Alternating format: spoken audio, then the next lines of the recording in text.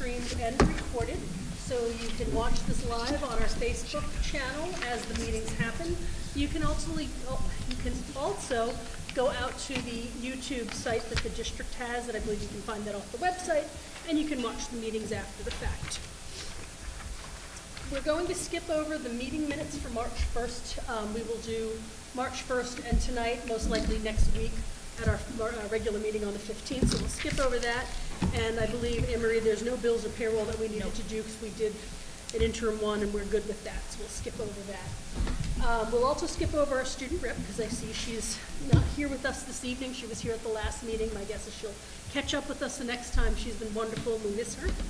And I'm going to quickly go to the NDEA. With Ms. Parker, if you've got some words to share. I see Mr. Ivan's here. Yep. Spring's on its way. Well, good. And well, excited to see what happens with the budget and how that can help staff. Great. Well, thank you.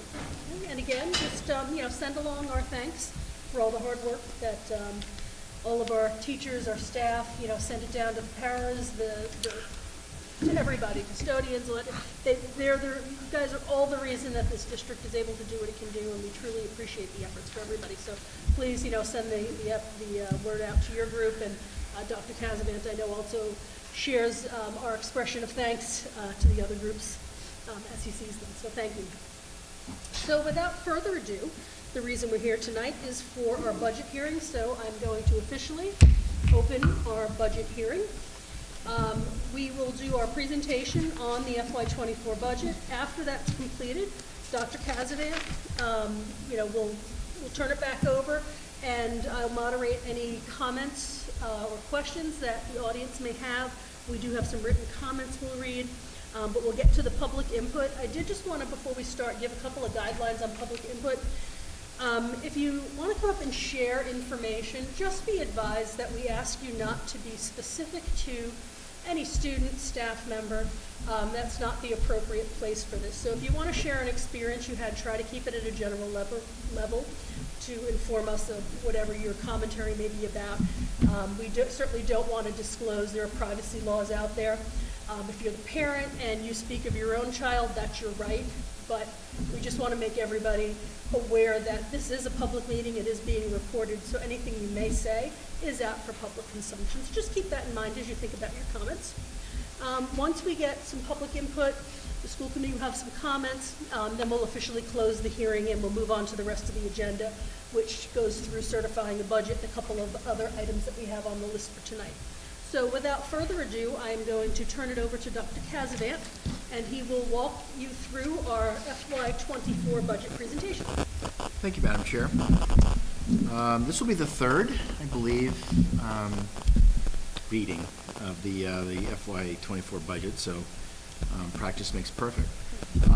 So if you've, and I know I'm looking out in the audience and several people have been at all three. Yes, it's fairly scripted, so I apologize if you've heard this before. But quite frankly, the first slide isn't a throwaway slide, as they call them. This is the very reason why we do the work that we do, why we advocate so strongly for all the things that we do. In this, in this venue today, we're talking about money, we're talking about budget, but everything that we do are in the best interest of the staff and students of the Narragansett Regional School District.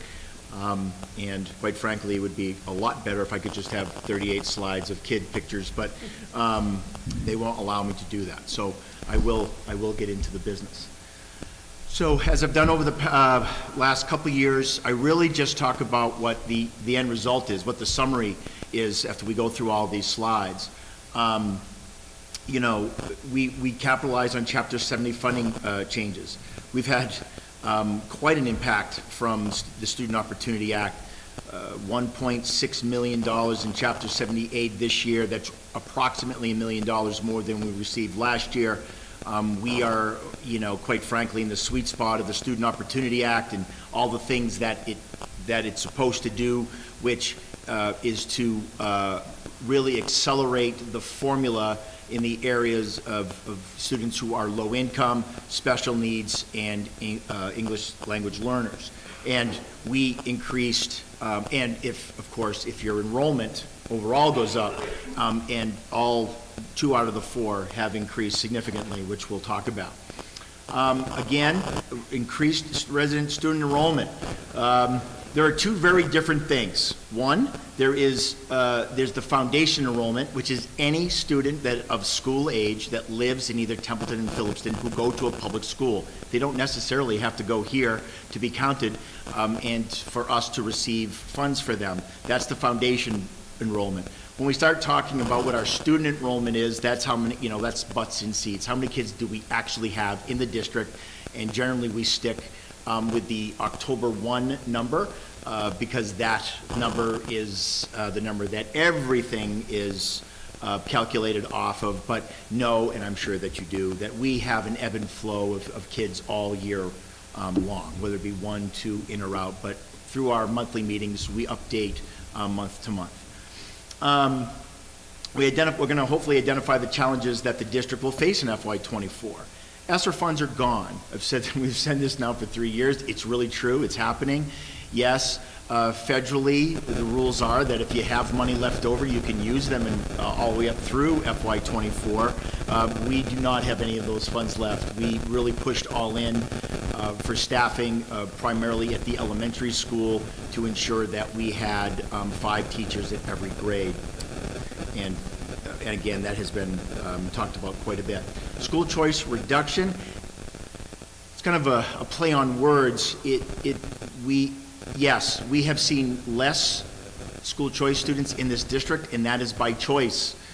We always have quite a number of parents who want their students to be educated here at Narragansett. We do not take them all because we can't fit them primarily at the elementary. If most parents like to have their children come in at the elementary, the earlier grade, so that they can just come right up through K through 12, we have not taken accepted a school choice student for over 2 years, and we'll talk a little bit about that. So we haven't seen, yes, we've seen a reduction, but it's basically been that we have put a governor, as you will, on that because of space.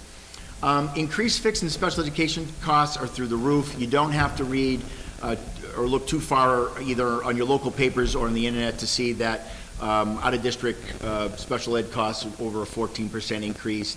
Fixed costs in terms of fuel, electricity, et cetera, affect school districts just as they do in your homes, and those have, of course, seen skyrocketing increases. We obviously have seen, well, if you have more students in your school or in your district, you've seen an increase in residents, parents. We know that we have over the last 2 years seen quite an increase in both towns in terms of folks moving into the district, and we will talk about that. Really, I will say the word historically, we have not seen these type of increases. I can say in 6 years we've not seen that. Anne Marie, who's been here just a few years more than I, 28, that you'd be hard pressed to see 2 years back to back what we've seen either foundationally or student enrollment. Goals, we're hopeful that that through this we've addressed staffing concerns. We always are looking to help alleviate the learning loss due to COVID. COVID is over. No one is arguing that. The results of COVID are not, or the residual of COVID is not. We certainly had I would say, quite frankly, a rough year last year getting back into the swing of things. If you're a kindergartner, you didn't see school until you were a second grader through COVID. Everyone knows the stories behind that. That has a direct effect on learning because no one teaches children, with all due respect, than our teachers in person. Continue cost-saving measures in all facets of operation without jeopardizing student learning. I will say, you'll very rarely hear me say anything bragging-wise or positive about Anne Marie or I in any situation. It's not about us, but we're very good at literally pinching a penny and trying to find ways to save money. We have excellent people who write very well. We write a lot of grants, and we do a lot of things on the back end of things that no one really sees in order to, mostly Anne Marie, I just take the credit for it, in order to save money through facilities uses, et cetera. So that's my goal for the remainder of this 3.5-hour presentation. Enter laugh here. Okay, the district priorities. Improve our student learning outcomes. We want to meet the needs of all students, including those with academic and social emotional needs. This has been a primary goal for the last 4 years and will most likely, remain, for the foreseeable future. We want to maintain current class sizes across the district, which is becoming increasingly difficult as students are coming in such numbers, and we have had to cut teachers in every year, not every year, but at least 4 out of the 6 years that I have been superintendent. Provide behavioral supports and interventions at all levels. Special education, people automatically, tie in behavior to special education. That's not necessarily true. Behaviors, last year, we were there were many districts that were concerned about the dysregulation of kids when they came back, mostly at the elementary, quite frankly. But we still see residuals of that as well, although we've made several adjustments to how we do things in terms of staffing and otherwise, but we are always looking to improve that perspective. Improve our ability to make students college and or career ready. Quite a bit of work has gone into that, especially at the high school level, but not to be outdone, our Project Lead the Way, which is the STEM initiative, we're one of, I think it's 11 districts in the state that has those type of opportunities K through 12. And we're talking about science, technology, engineering, and mathematics, which we'll get into a little bit down through the slide deck here. So how does this budget meet our needs? Well, it picks up where ESSER funds left off. It continues to support academic, social, emotional, behavioral needs, and it continues the work that we've the work that we've done in the past, prior and during COVID. To name a few, but the early college, which again will save parents money. If I say this a lot, because if you are a student who wants to go to college, a parent of a student who wants to go to college, we now offer college level classes here at the high school, and eventually they will go on station, right, either at Fitchburg State or to the Mount, and they will receive or be able to take college level classes for free, and that is important. And of course, it's quite a feather in the cap of Narragansett. A lot of districts apply for these type of grants. Very few are accepted. Project Lead the Way, as we talked about, the internships that we continue to do locally mostly, but we'll talk about how Monty Tech may play into this through a grant that we are in partnership. We're hopeful to be in partnership with Gardner and Fitchburg with some additional vocational training for students here at Narragansett. Okay, so we've been busy. We've expanded the Project Lead the Way biomedical pathway, which there are 3 pathways: biomedical, engineering, and computer science. Next year, we'll be adding the final medical interventions course, which will allow us to offer all 3 major pathways. I just recently came back from Holy Cross yesterday. It's a Worcester County event where you, as the superintendent and the building principal, take the, generally speaking, your number 1 and number 2 student to be recognized. There's probably 40, 50 kids who are there being recognized. I have to tell you that I cannot remember how many students referred to the Project Lead the Way program as their jumping off spot to where they want to go in the future. This is a big deal, and we're able to offer it here.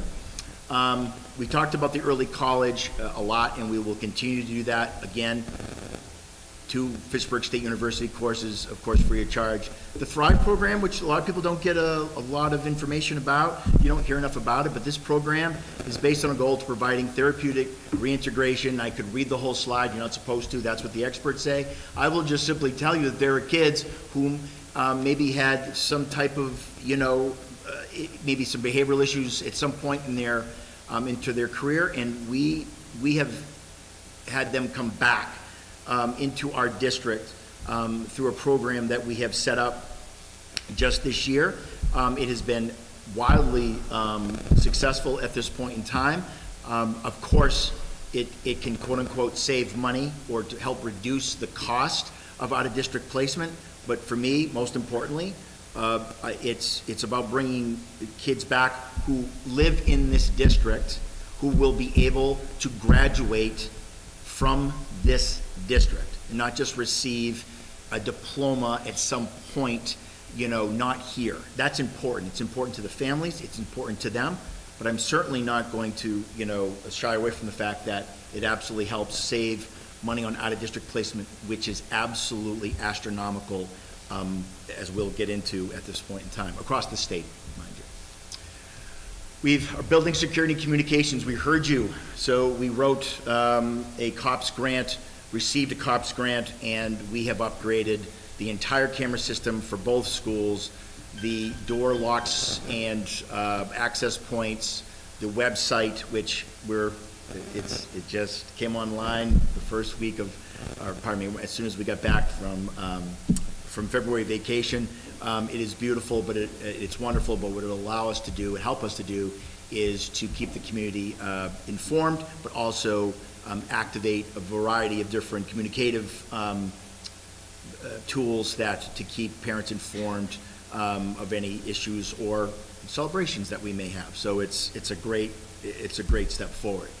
BIMAS, behavioral screener. If you've signed up for them, we actually implemented this first, FY 2021, and it's a screener that identifies the students' needs across the academic and social emotional domains. Let me say it this way. Unfortunately, we've seen great success with this. I say that because I wish that we wouldn't need the BIMAS screener to identify some kiddos who are having difficulties, but thankfully we have. And again, not for this venue, but this program, and this is not hyperbole, this is not making anything up, it's absolutely saved lives. And we're talking about students' lives. So it is a major part and a major initiative, something very important that we do here every single day, and our teachers are a big part of that, and our staff are a big part of that as well. Okay, so the Student Opportunity Act, I'm going to fly through a couple of these because I've already kind of talked about that. It has increased Chapter 78. Narragansett is no longer what they used to call held harmless, which is basically we were receiving more money per student than students that we actually had. And the reason why we were receiving more money than the students we actually had is because the state made a vow that we would never receive less money than they did the year before. But if you didn't have the number of students to kind of increase your Chapter 70, they would basically say, well, you'll get the minimum aid, which is roughly we would receive every year we'd only receive $38,000 in addition every single year from Chapter 70. We're no longer in that pool. We have, the number of kids have increased significantly over 2 years, and our low-income numbers have increased to such an amount that has generated or has moved us out of held harmless. Okay, so I know this is hard to read, and I'm sorry, so I'm going to have to put my glasses on to tell you that we have 1,338 foundation enrollment students for the FY24. That is an increase of 54 students. I have it in another slide, or 47, pardon me, we'll get to it in a second. But our largest increase has been low income. We were approximately 603 students identified as low income, or 604, and this year we're at 654 students. And so what we've seen is that as kids or as families move into the district, that many of them are being identified as low income. And so what that does is that puts us in a different low income bracket, so to speak, when it comes to Chapter 70. And we are in what they call bracket 8. To give you an understanding of where we were before the change, we were actually in the bracket 6. So we jumped 2 levels, brackets, however you want to put it, in one FY, and that was really what really was the impetus of moving us out of that held harmless, where we were only getting $38,000 more in Chapter 70. So 57 students is how we increased in foundation. Now, I know some people are glazing over, but I have to do this. It's my job. The fact is that for those of us who have to pay attention to this, would rather not, but 57 students foundationally in a district this size is incredible. It truly is. Because the year before that, we increased 43, I believe. This is foundation. That means that those students, whoever they are, all of them, many of them are here. Because we know that, because we know how many students we have in foundation, and we know how many students are in fact in this building who are residents, and they are in this building. So that is what catapulted Narragansett out of held harmless and to a tune of a Chapter 78 increase of $1.6 million. That's a lot of money. That is a huge amount of money. I said last week, as I will say this week, I do not want to come off as some spoiled child receiving a new bike and being upset that it's the wrong color. I said that last time, and there's a retort I know coming, which I'm going to just tee up for the chair. But the fact is that I do not want to, at any point in time, make light of the fact that we increased $1.6 million. That is unbelievable for a district this size, okay? What it indicates are two things. One, the number of students who are now in this district, who many of them are going to the district schools, but they are widely more lower income, or they're being identified as lower income. How do we know that? Is because these numbers have increased significantly with the number of kids, students who have entered into the district. Okay. So, we got through that, and so off we go. So the challenge is that, what do we know? Preliminarily, the 24, because we have to say that until the budget is actually done, so you will see the word preliminary until it is all said and done, we hope before July 15th, but here's the hoping. But we've increased 57 students. We've increased 47 students in the low income bracket. So, but the increase to Chapter 78 was $1.6 million, okay? So when you start talking about enrollment, which we talk about a lot here in this district, quite frankly, is because, well, what have we seen? Well, we look at Phillipston and Templeton, obviously. FY21, I highlighted, folks, because I'll be quite frank, that was COVID. If I was to tell you, we were lucky, we knew where our kids were, but the state was very open. They lost 34,000 kids. They have no idea where 34,000 kids were for one whole calendar year, because people just did what they needed to do and left. We knew where our kids were, thankfully. A lot of them went into homeschool situations, and we know that. So FY21 is not a good barometer, because that's why you see such a drop. But if you look at this enrollment, and we're talking about in seat now, how many kids do we have in district sitting in seats, right? Is that you start looking at these numbers and how they've increased, okay? And so it's wild for me to see that and we're gonna talk about why in FY20 you had 1482 and now it's 1486, what's the big deal? We're gonna talk about that in the next slide here, but that's a lot of kids to have in this district. Is it the most? No. You can go back all the way back to, and I'm looking at some folks who've been here for a while, but we had, I think, back in the early odds, 02, 03, 04, somewhere around 1,600 students, give or take, in terms of total in-seat enrollment.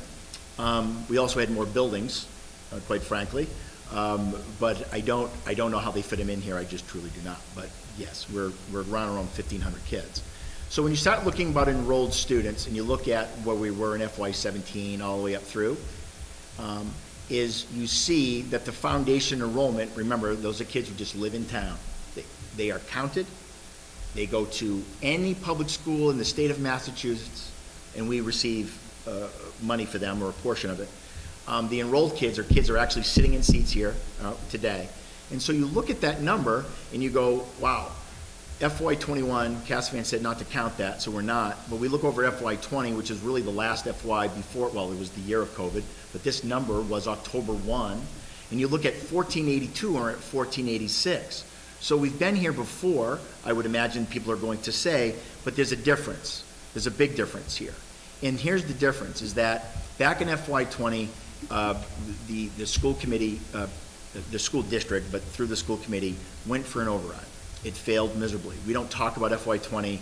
I get trauma echoes. I don't want to ever have to talk about that again. But the fact is that a lot of the information that came out of that experience is a couple things. It was commonly thought, and it was very, explicitly stated, that why are we taking so many school choice kids in when, when we, have a budget issue, et cetera, we're actually paying for other districts' kids, we're only getting $5,000 per kid, you only get $5,000 per kid for school choice. Why are we doing that, especially at the elementary, et cetera? That was the mantra. So, quite frankly, after everything settled, and we did cut those teachers. They were no longer employed as of December 13th of 19. We cut them immediately, and if everybody remembers, we took all the kids and pushed them in, and they all they were then at the Templeton Elementary School. We're going to show you in a minute, but we had, right here in FY '21, we had 66 school choice kids, okay, at the elementary. That was the primary concern. We had too many kids being school choiced in at the elementary.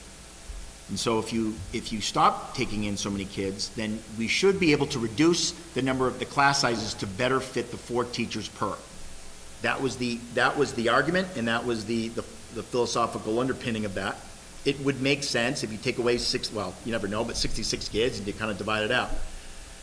So we did that. We did not take any school choice kids at the elementary for 2 years, right? Right now we have 27. That's a bit of an inflated number because I just want it to be open, right? I want it to be transparent. A significant number of those kids are tuitioned in at the pre-K level. You pay tuition for a pre-K student. They are not school choice, nor will they be part of our district. They just won't automatically move on. So roughly, we only have about 18 or 19 school choice, literally school choice students out of 644. So we did that. The problem then all of a sudden never mind that, the high school grew by 50 students over 2 years. And this did not have the 8th grade. Oh, well, you added the 8th grade to the high school. No, we factored that in. We added the 8th grade kids. We started seeing these numbers really starting to pop up in very different areas. And of course, the net increase at the middle school was 17, which was obviously very manageable. But what we figured out very quickly is that for every school choice student that basically aged out at the elementary school, we replaced with a resident. Right up to the number of, literally up to like +1. So if we reduced the number of like 27, 28, 29, whatever, how many kids in the elementary alone, we replaced them with residents in over 2 years. So now I have the same class sizes that I had with school choice students, but now with residents. Okay? So that wasn't supposed to happen. If you kind of follow the logic, it really wasn't. We had never seen gains to this level. So school choice, you can see dropping, right? 249 and 20, right? The last time we were really taking in kids at a feverish pace, we're down to 181. That's concerning because that differential, which is the pupil differential of 80, which is healthy, we fund a lot of things out of school choice. Some things decisions were made a long time ago to put into school choice, which, from my opinion, should have never been put there, which we'll talk about. But that 80 is important because that means we are plus. We have more kids coming in than sending out. We are losing far less kids to other districts. And that honestly is, the benefit of good teaching. We have an excellent district. People want to stay. They want to come into the district. That's exactly how we want it. So the number of kids school choicing out has decreased, thankfully, but our receiving students have had to decrease because of size, of numbers. So, what are the challenges? Well, quite frankly, and I've said this at every single school committee for 2 years, Mrs. Iben, who's been in every one of these meetings, can tell you this, that at the end of this school year, we lose 5 teachers at the elementary because they are paid through by ESSER. Gone. We automatically will default to what the foundation, what our general fund budget is of 4 teachers per grade. Okay? If that happens, then you will see class sizes based on the numbers that we have of October 1. Could they go down? Sure. Kids could move out. Kids could also move in. So I'm just going to tell you that these are the numbers based current, all right? So K, you'd have a K classroom of 27. You'd have a first grade class of 23. Not too bad, right? Second grade, you'd have 27. Third grade, you'd have 29. In fourth grade, to be honest, will be fifth graders next year. So they'll be up here, okay? But they would be at 32, okay? When you look at it, Templeton residents make up 81%, our Phillipson residents make up 15, school choice 27, which is a bit inflated because of pre-K, makes up only 4%. Resident total is 96, so you have a school filled with residents now, which is fantastic, okay? We did not see this coming. We did not. But here we are. Okay. So, the challenges, special education out-of-district tuition increased 14%. That is ridiculous. That has no governor on it. I used that word twice, I shouldn't use it again. But they basically voted and they decided that 14% was going to be the increase. 8% of that went to staff increases, salary increases, bonuses, etc. We know that. Why? Well, it's a very difficult part. You have to be specialized in your training. It takes a very special person to work in residentials those kids deserve the very best, as so do our kids. But much of those increases are not much, all of those increases are on the back of local school districts across the state. Very rarely do you see a letter signed by the MTA, MAS, which is the Superintendent's Association and the School Committee Association, and sign a single letter that says this is absolutely absurd. And actually the Boston Union too, I'm forgetting but they also signed on as well. So the legislature is very aware of this, and they're trying to work it through circuit breaker, and there's some other areas. But it is absolutely ridiculous to increase 14% on those. It is not uncommon in some of these situations that a single placement, which absolutely is needed, but cost one student anywhere from $240,000 to $265,000 a year. At the neediest end of the spectrum of need. Foster McKinney-Vento transportation increases, which is our homeless transportation. Health insurance increased by 13.75%, $310,000, which is absolutely ridiculous. If you remember, I told you that there were some expenses that were put in to school choice many years ago, obviously as a cost savings. You do what you have to do, but that cost is in school choice. That is not a place, a revolving account is not a place to put insurance that you must provide your employees. So school choice becomes a very big deal in this district because I have to keep a certain level of school choice kids here, quite frankly, because of that, of the insurance. That's a big ticket item that sometimes gets kind of washed away when we get into the important things like kids, et cetera, right? ESSER funds, obviously, they funded budget shortfalls for the last 3 years. We've talked about this. Those teachers that were down at the elementary and across the district will not be here next year. They will not be funded. They're gone because ESSER funds have been depleted. We need competitive salaries. We are the lowest paying district for teachers, and if you watched the school committee meeting, I would say about a month and a half ago, and we had an outside vendor do a comparison on our neighboring districts, the districts that we do business with every day: Gardner, Winchendon, Ash West, Quabbin, I'm forgetting somebody, but Athol, but I'm still forgetting somebody, but that's okay. We expanded to what they call our DART districts, which are districts that are financially in the same, kind of status as we are across the state. So 18 districts were compared, and out of 18 districts, we were the lowest salary paying district to teachers, administrators, just across the board. I need to be competitive. We like all of our friends here, but we are cutthroat when it comes to getting good teachers, okay? I joke often because I tell him, but I will run over the superintendent of guard with my car in order to get a better teacher than he can do it. He knows that, and he'll do the same to me, and we respect that. But we're good friends, so it's okay. Imperative to fully staff the Templeton Elementary School and other areas. Where have we focused is Templeton Elementary. Why? That's our greatest need. There's more need, there's other need, and we're going to talk about that, but if I had to educationally triage this district, which is part of my job, it's the elementary that needs, right now, the greatest support. Our TES was deemed underperforming, which we've talked quite a bit about. We're in the 17th percentile. Now, to be honest, the 17th percentile, a lot of districts were also deemed underperforming due to COVID. That is not a regular, we're not used to that status in this district, to be quite frank.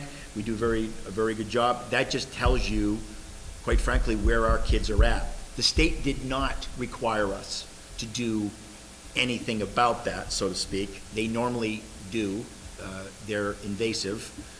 And they will come in and do, and I'm looking to Mr. Perchi, who is our assistant superintendent, who would have to bear the brunt of all of that, but they start coming in and making decisions for you.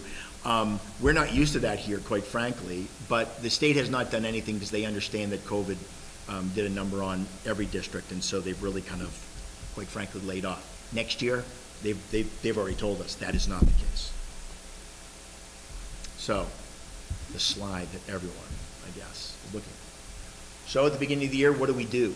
We talk to our building principals and we say, hey, what do you need?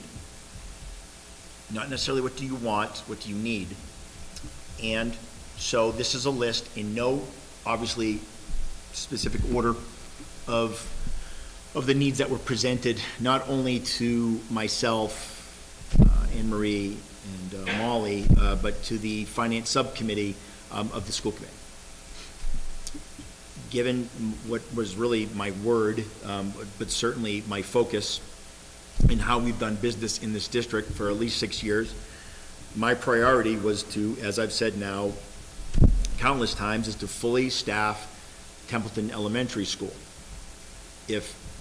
When I say that's my goal, okay?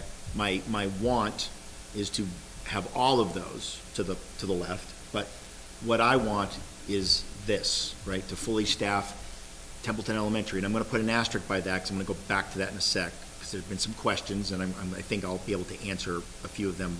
But what I'm about to say is that you will not see K. Perez in this list.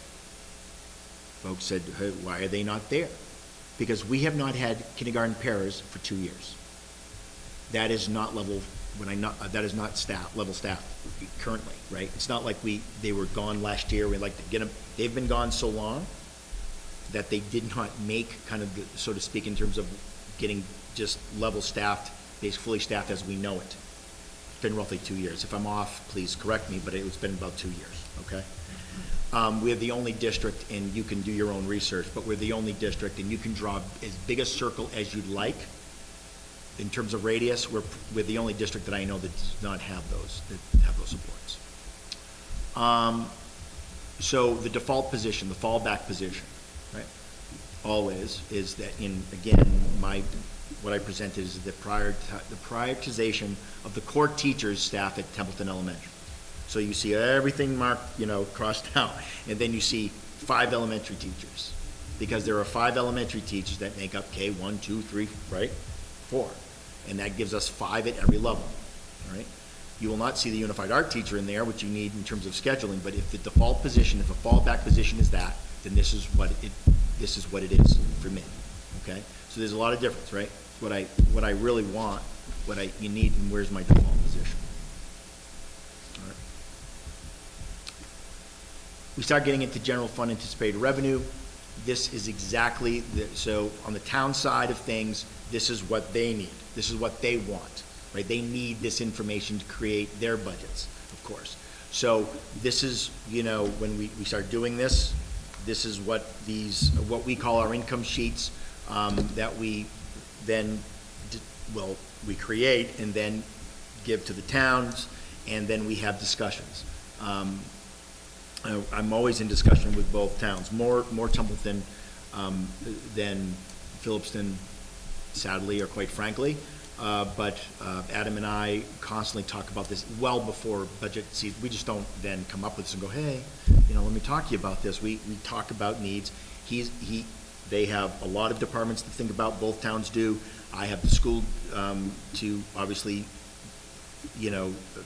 concentrate on or focus on. And so, we have very fruitful and very, honestly, excellent conversations both ways. Okay, so we have a good relationship about that. We get it, right?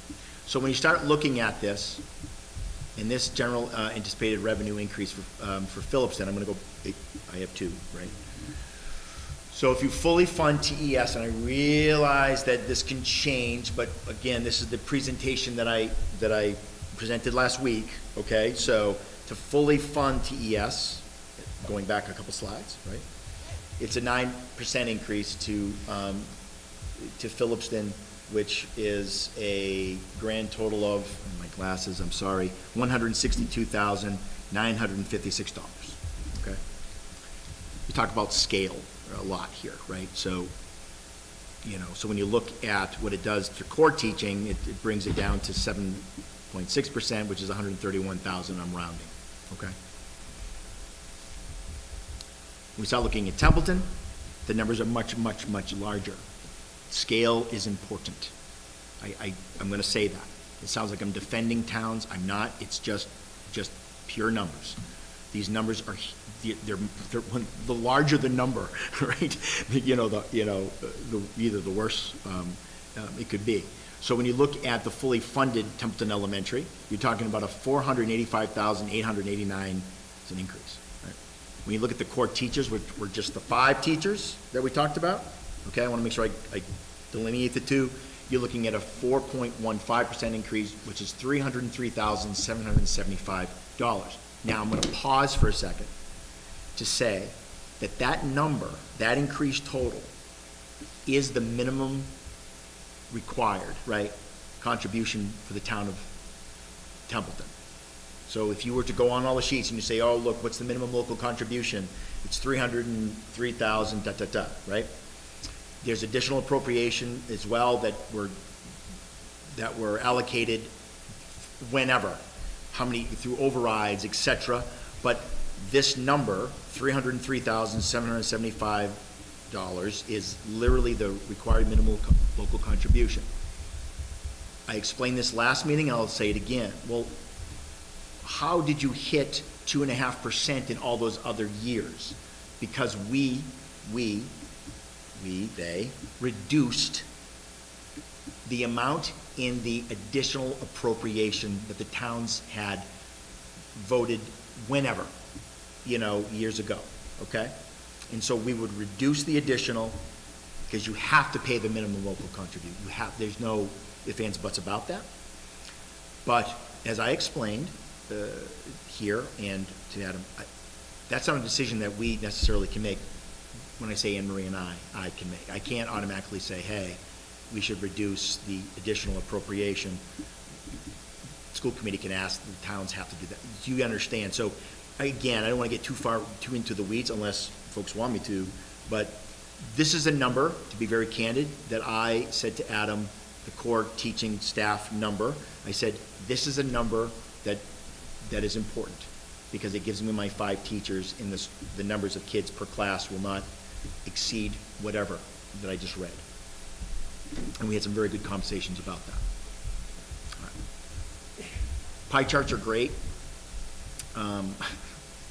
But when you start looking at the instructional costs, that's exactly where it should be, right? Most of our money needs to be spent instructional, right? Whether it be salaries for teachers, curriculum, et cetera, et cetera, et cetera. Benefits and fixed costs is almost 20%. That's high, right? And we're working very hard to lower our health insurance. We're going to have to jump through a few hoops, and I'm not sure we can do it this FY. It might be next, but we're working very hard. Transportation, for some reason, they lumped it with athletics years and years ago, so most of that is all transportation. We do not spend a lot on athletics, folks, quite frankly. And of course, debt is very, very small, and really the debt is just on the boiler, the wood chip boiler in the bleachers, which we pay, which the district pays. The district took out those notes, and we pay them. Okay. School choice receiving, I always throw this slide up there because I wanted to show, and I won't stay on it long, but as you can see, it's a revolving, so that difference has decreased over the years. That's a big deal, right? Because I just told you that, you know, we take all of our health insurance out of school choice, which is this year will be approximately Probably total between general fund and school choice, probably $2.5 million. right. And how much do we assign to school choice? We sometimes balance that out, but School choice right now has $300,000 budgeted, but that extra 3.75% is probably going to have to come out yeah, of that next year. right. So you understand why we have got to get that out of the school choice at some point. And we've worked, actually last year we started that process. But as you can see, that difference, which actually equals money, has started to decline. That's a problem. And it will be. It isn't like, will school fix it? This will be a problem for the towns eventually, because if the number goes upside down, you cannot. In the end, if it's so much money that you can't balance the budget, then it becomes really a dire situation, which has happened locally, and it's not pretty to watch. So because it just feeds on itself. So we watch this number very, very closely. But I want you to look at this just real quick. So when you look at the balance, right, which is the yellow line. So in FY20 we had this right, the balance, and again we just used a quick graph, and it was healthy in 20, in 21. 22 because no one spent any money because it was COVID, except for masks, I guess, hand sanitizer. 23 we saw a big decline, and then FY24 estimated it even went down further. We can't. That's an issue. We don't have a fallback, folks. Our E&D, as we're going to talk about, our excess and deficiency, which is like free cash for towns, we push that all in, for the most part, to balance the budget. It's like towns, it's in like districts that don't have to do that. It's our only saving grace if something biblical should happen, okay? I don't even want to say it because I'm not putting it out there. Whatever, you think of something horrible, but we don't have a backup. Right? E&D is supposed to do that, right? It's supposed to be one of the many things you could do for E&D. It would at least be an option. Plus you could do facilities upgrades, et cetera, et cetera. We push a huge amount in there. So really, school choice has become kind of our, we had something happen in our boiler room that was a lot of money, but it wasn't quite at the amount. We don't have excess, so we have to, these are little things, but we go to our school choice. That number dropping to that is very concerning and problematic, which means I'm going to have to start taking in more school choice kids.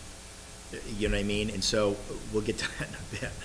But when we start talking about school choice revolving, we have 7 positions in there, and that's actually down from 10. I believe at some point when I first started, we slowly why do you have teacher positions in there? Well, it's sometimes the only way that we can afford to have as many teachers as we need. If I moved $541,000 to the general fund, that would just be even more of an issue. By the way, we can carry $541,000 in school choice if I wasn't paying for health insurance. You know what I mean? So it's problematic.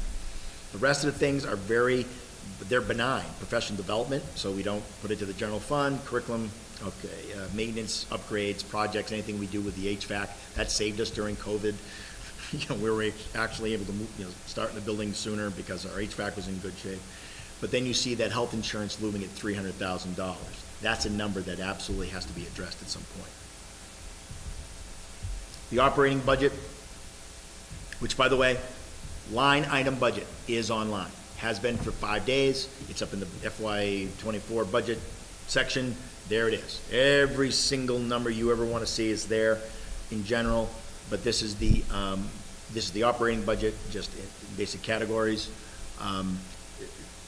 It takes with the core teaching, or pardon me, the fully funded be 27.6, and fully funded, I'm sorry, I'm missing something. Oh, down here, sorry. The budget for shortfall would be $192,000, and would be $405,000 if we just went. And I want you to explain that. Why is it less? Why is it more if we only have the core teachers when fully funded? When you have just the core teachers and you've had to cut more, which means you have less money coming in, your shortfall gets larger. So it just means when your shortfall is larger, the more cuts you need to make. Thank you, because I wouldn't have done as good a job as you on that one, for sure. Start looking at revenue. Again, some of this glazes over, right? We pour everything into the district revenue. Circuit breaker, you see, it's estimated because it's not real until October. But circuit breaker, school choice, Title I, grants that we write, the revolving accounts, that's our revenue. That's what we put in, that's what we push in. And quite frankly, a lot of it we should. Of course we should. That all helps make up that operating budget on the slide previous. Yep. All of these other sources of money help fund, like Title I, we have 3 teachers at the Templeton Elementary School that are funded from that. If that Title I went away, those reading teachers would go away Yep. as well. So this is an important add to how we operate our buildings. Fixed costs, we've talked a lot about this, right? Regional retirement went up 8%, employee health went up 13.75, retirement health went up 18, insurance went up almost 5, the fixed cost increased by 3. So, when you start looking at the general fund fixed costs, it makes up close to 24% of our entire general fund budget, which is high, but a lot of that is due to the inflation that we're, of course, anticipating across the board. Chapter 70 was only funded at 4.5. Thank you, 4.5. I thought it was 4.7. Instead of 9.1. Instead of 9.1 inflation. That's a problem. Obviously, they did not give us the inflationary increase that inflation is actually operating at. They only give basically half, or less than half. What am I thinking? Less than half of what the inflation is. So that's problematic. Our special education costs, we talk a lot about that, but it makes up over, about a quarter of our budget. By the way, these are needed services. So no one is bemoaning that. What I will absolutely is that the state authorized non-public school tuition increase of 14%, literally with no input. That's a problem, okay, without any real indication of how that was going to affect the districts. That's a problem, okay? The overall impact, like I've just said, is that our overall increase, it went up by 17% over last year, and our special education costs, again, is a quarter of our budget. We've talked about the Thrive. I call it avoidance, cost avoidance. If the students who are doing wonderfully in that program wasn't doing as well as we didn't have it, we would be looking at an additional, give or take, 235, 240,000 more out of district placement out. So, one, it benefits kids. That's the best. That's the only thing I'm interested in, quite frankly. But it does, in fact, avoid that cost to the district, which we're going to be doing more of that. Again, but again, there's a capacity issue, and again, teachers, etc. But We've added, occupational staff. This has been a need. We have not hid about our issues with behavior across the district, but specifically at the elementary. It was a tough year last year, absolutely. It's better this year. By the way, you talk to any elementary, anybody, anywhere, and they will tell you that it's gotten better this year. Last year was a tough year. It was a tough transition year back. But we still have some, kiddos who are having difficulty that we do not. People have said, well, we'll just have to send them out. Maybe they're not appropriate for public education. Well, I disagree with that. I'm going to tell you that. There are times when it's true, sure, but we just can't make that decision based on one or two things, and you need the people who need to assess that effectively, but we also need to make sure that they and staff around them are safe. So it's a balance for sure. And so we've made a very concerted effort over the last 3 years to add those staff to our buildings across the district. Assessment by town. So we've done pretty well, honestly, over the last couple of years, several years, whatever you want to use. Those increases look gigantic in terms of the general fund increase, right? That's because of the Chapter 78 that we received, right? But when you start looking at the percent increase to the towns themselves, right? Templeton and, of course, Phillipston to the other side. We've done a very good job at keeping the numbers as low as possible. We're a business, a $22, $23, $24 million business, so to speak. Our increases have only been since FY20, right? 1.8 or 1.1, 1.6, 4%, and then thankfully, Chapter 70, we started getting more money. But to have a 1% increase is insane. It puts a lot of stress on the towns. But to the town side, we've kept it around 2.5%, 3% for the most part, over the depending on what town. So we've done a great job. I'm going to tell you that we've done a very good job doing that. I think what the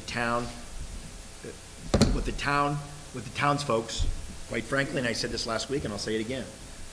I don't know sometimes what they want or what they need. I understand completely. By the way, there's no talk of override from this seat.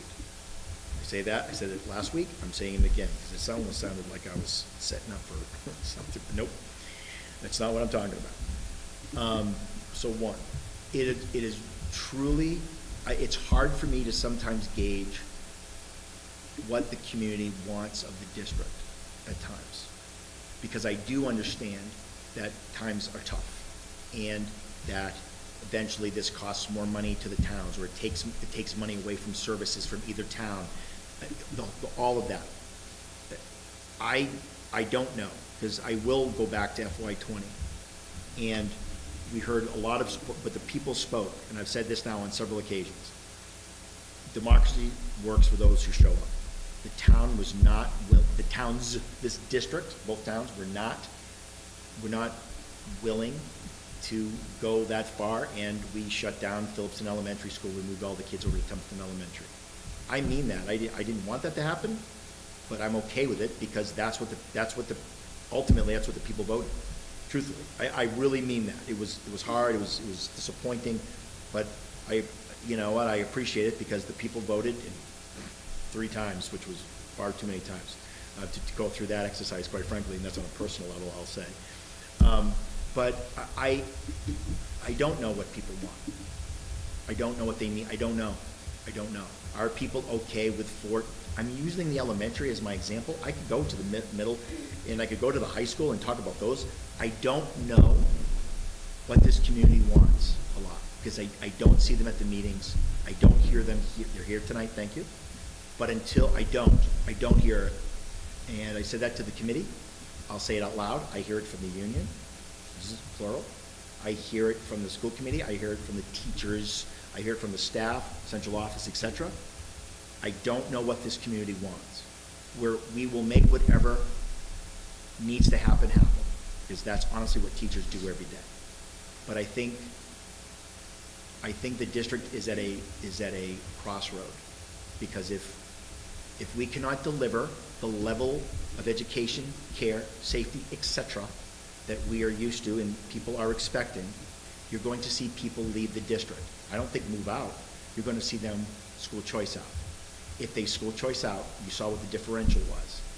If we flip upside down in school choice, then it is going to be an issue.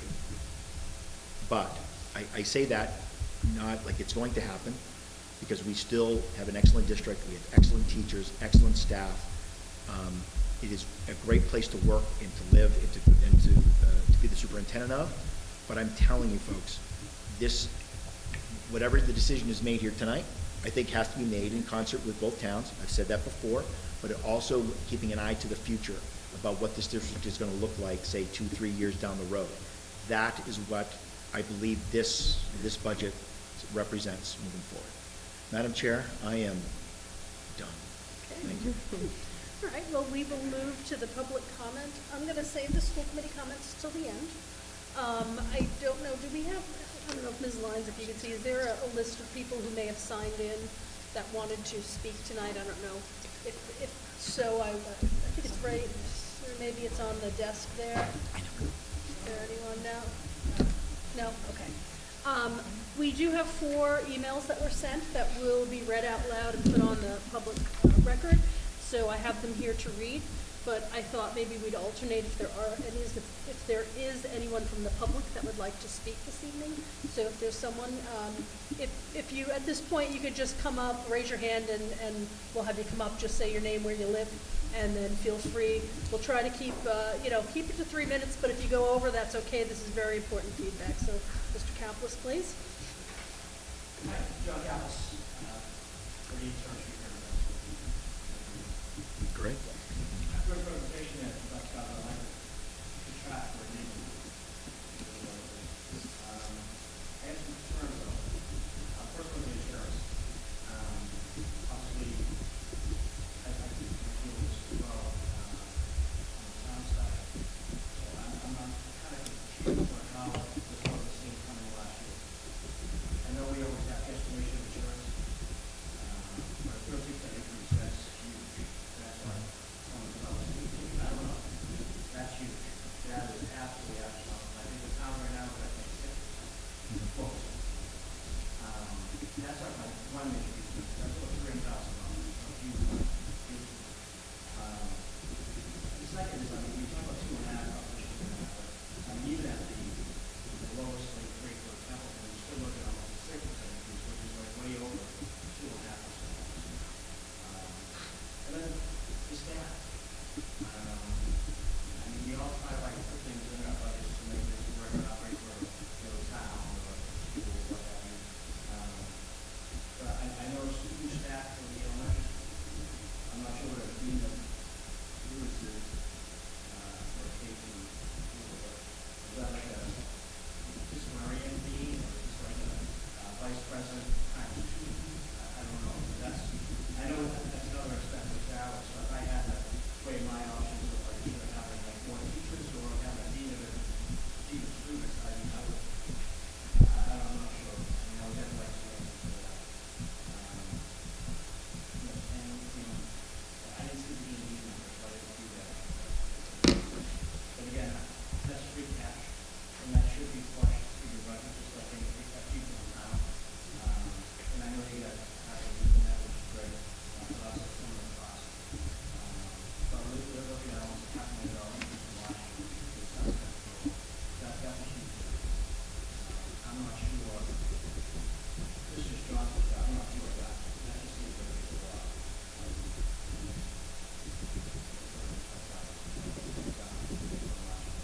Anyway, that's my concern. I hope I'll approach the town.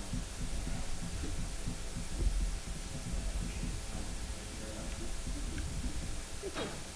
I'm going to read one of the letters. What we hope to do is the questions that you posed, and we'll see what common themes, and we'll try to address all of them at the end to try and answer instead of doing things piecemeal.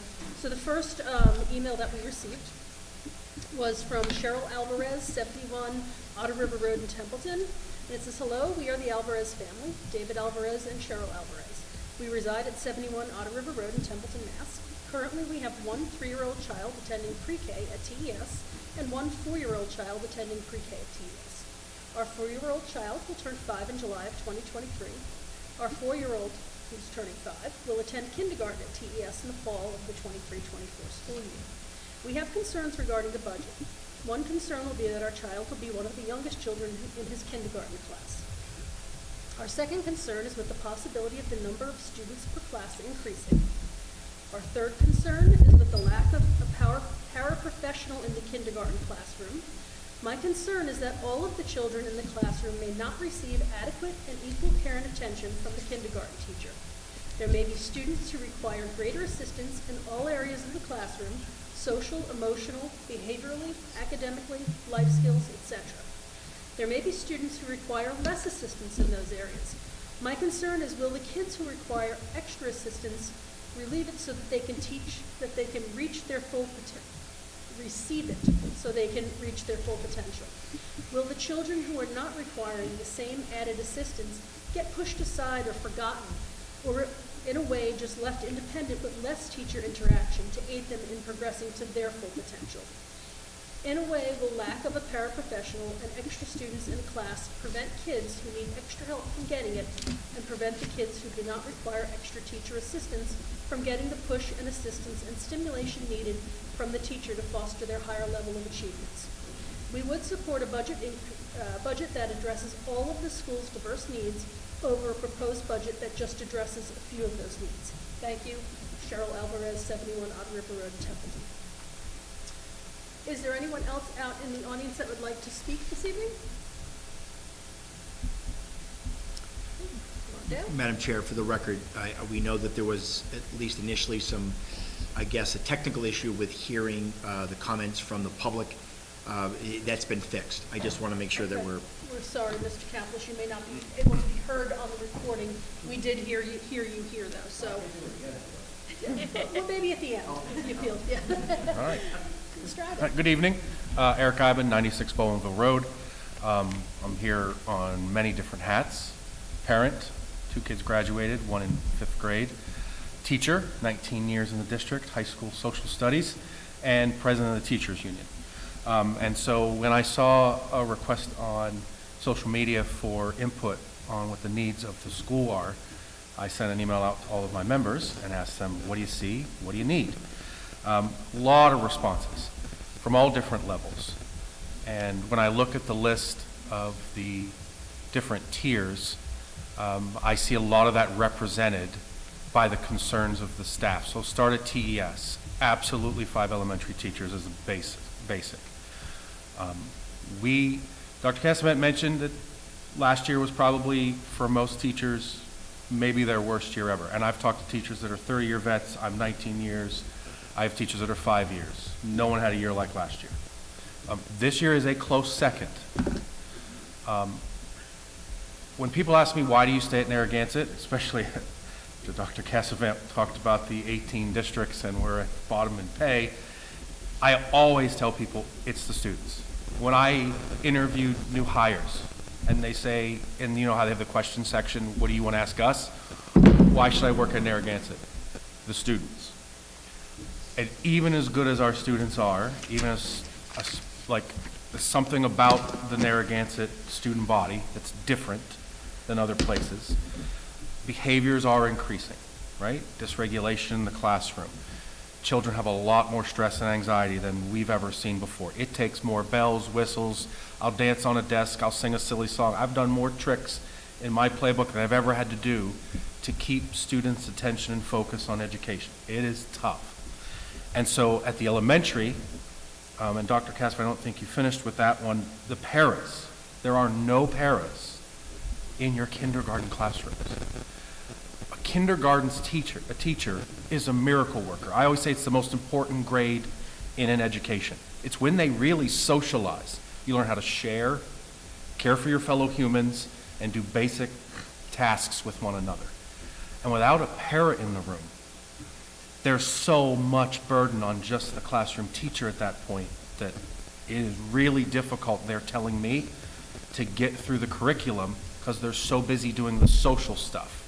They're spending all of their time on getting in line and getting your shoes tied and making sure you say please and thank you and don't throw things. They're doing so much of that without paras that it's taking away from content. So that's a concern. So lowering elementary teachers to 4 per grade. We've already got individual students that have a variety of issues that need special attention. When there's more hands on deck to help those students to get through their day, to regulate themselves, the better the entire class learns. My daughter just got out of 4th grade, so I know firsthand from her at the dinner table that those things can be a pretty big disruption to the school day. Seeing them go to class sizes of 29, 30, we'll still do it, but it would be a shame if we had to put that kind of education here at Gansett to the test with 5 teachers missing and 4 per grade. The second big thing I got, besides the paras and of course the 5 teachers at the elementary, was special ed help. I don't know if you get to see the numbers as school committee. Your special ed teachers at elementary, middle, and high have enormous caseloads. Enormous caseloads. We have one teacher closing in on the mid-30s for her caseload. By the end of the year, it'll be 40. Reading gaps. If you want to look at it almost like a class coming up, 4th grade class with reading gaps because of COVID, 5th grade, it's going to keep coming up. And then think about this long term. If you don't have paras and keep the extra teachers at the elementary, kindergarten, which is already suffering from a lack of content because they're doing so much social behavior, isn't going to be able to get all the things they need done kindergarten year. That's going to transfer to 1st grade. Now you've shrunk 1st grade to 4 teachers. So now you have kids who are not prepared for 1st grade because of the challenges we're facing, going to classrooms that are even larger. And that's going to track all the way up. So it's a huge interconnected thing that all of those pieces are important. So SPED help. I don't know how you get that done. I see on there kindergarten special ed teacher if you do the full request, but you might want to consider a special ed person at each building just to help with caseloads as our special ed population increases, which is to no fault of any of the children. Just is what it is. And so, ultimately, and the high school, my boss is here, by the way. The high school's perfect. Everything's wonderful in the high school. Mr. Young's fabulous. No problems there. No, but we see the same thing. We see increased behaviors, a lot of challenges to our administration. Those deans of students, because there's one in the high school, middle school complex, can really alleviate some of the stress that's just on a principal and a vice principal now. And that helps the overall sort of running of the building if there's someone there to take that overflow behaviors that you're seeing as well. So there's never been a more challenging time to be a teacher. There's a crisis in the country, a teacher shortage because of the stress. Many of my fellow colleagues are just better off with their new Instagram and TikTok careers than they were as educators because it's just that stressful. So whatever the school committee and the town can do to help us out, we would appreciate it. We'll keep providing this quality of education that's drawing kids to our district from outside and do our best to not see that flip-flop on you guys. But whatever you can do to help, we appreciate it. So thank you. Thank you. I'm going to read the second email that we received. This is from Julie Kibbe, 207 Lord Road in Templeton. And it says, to the Narragansett Regional School Committee, thank you for your efforts to better our children's education and classroom experience. As a parent of both a 6th and 2nd grader, I am supportive of smaller class sizes. The balance this year seems good, though I sometimes wonder how one person can manage 22 7- to 8-year-olds. I'm a leader in Girl Scouts, and our group of 18 girls is led by 2, sometimes 3 women, depending on the day's curriculum. Given the various challenges of our community and the financial pressures, inflation, and the general economic state, I'm still supportive of approving a more robust budget. My perspective is nothing more important than our future in the form of how we educate our children. Kind regards, Julie Kibbe, 207 Lord Road in Templeton. I'll go back out to the audience. Is there anyone else who'd like to speak tonight?